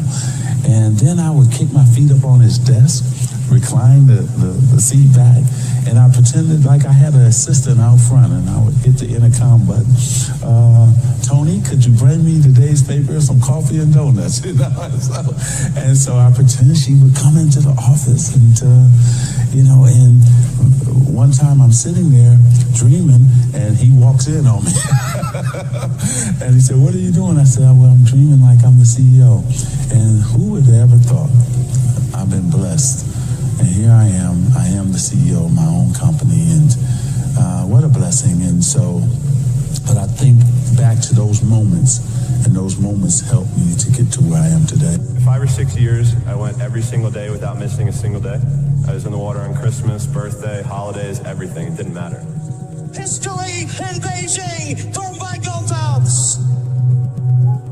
When you have a goal that's important enough to you, nothing will stand in your way. I swam for over 20 years, and I can guarantee you there was probably 100 days where I didn't want to do anything. I wanted to stay in the pool or stay in my bed and not get out. But those were the days where you have to. You have to get up and do something, because I think that's really what separates the good from the great. The greats do things when they don't always want to do them. Dream big, dare to dream, because everything is possible. Don't let anybody take away the dream. Doesn't matter where you're coming from. I actually think that the more disadvantaged childhood you have, the more difficulties and more challenges you have, the stronger you become. And don't really let anybody take away that dream from you. Nurture it, water it like you water the flowers. Even if you find only one person in this world that will accept, embrace, and support your dreams, find that person and dream big, because you can make it. A lot of great players, some of the greatest ever, Patrick Ewing, Charles Barkley, Karl Malone, who either will not get a ring or have not gotten a ring because of you. And arguably you can say that Clyde and Olajuwon just got theirs because you weren't there. Do you all ever talk about that, the fact that maybe these guys might have wished they came along 5 years earlier or 5 years later? You know, you can talk about it. I joke around with my friends about it, Charles and Patrick and all these guys, and but I take great pride in making sure that they don't win, because that means you have a better chance to win, and that's the attitude that I take. I want them to win. I just don't want them to win when I'm still playing, and that's just competitive within me, and I think they would want that challenge. I would think that, I like for them to think that, if they win a championship, it doesn't seem quite the same, because they didn't, win it against Michael Jordan. I would mean the same thing. If we didn't have an opportunity to beat Magic Johnson in '91, I'm pretty sure I would have had some thoughts about it.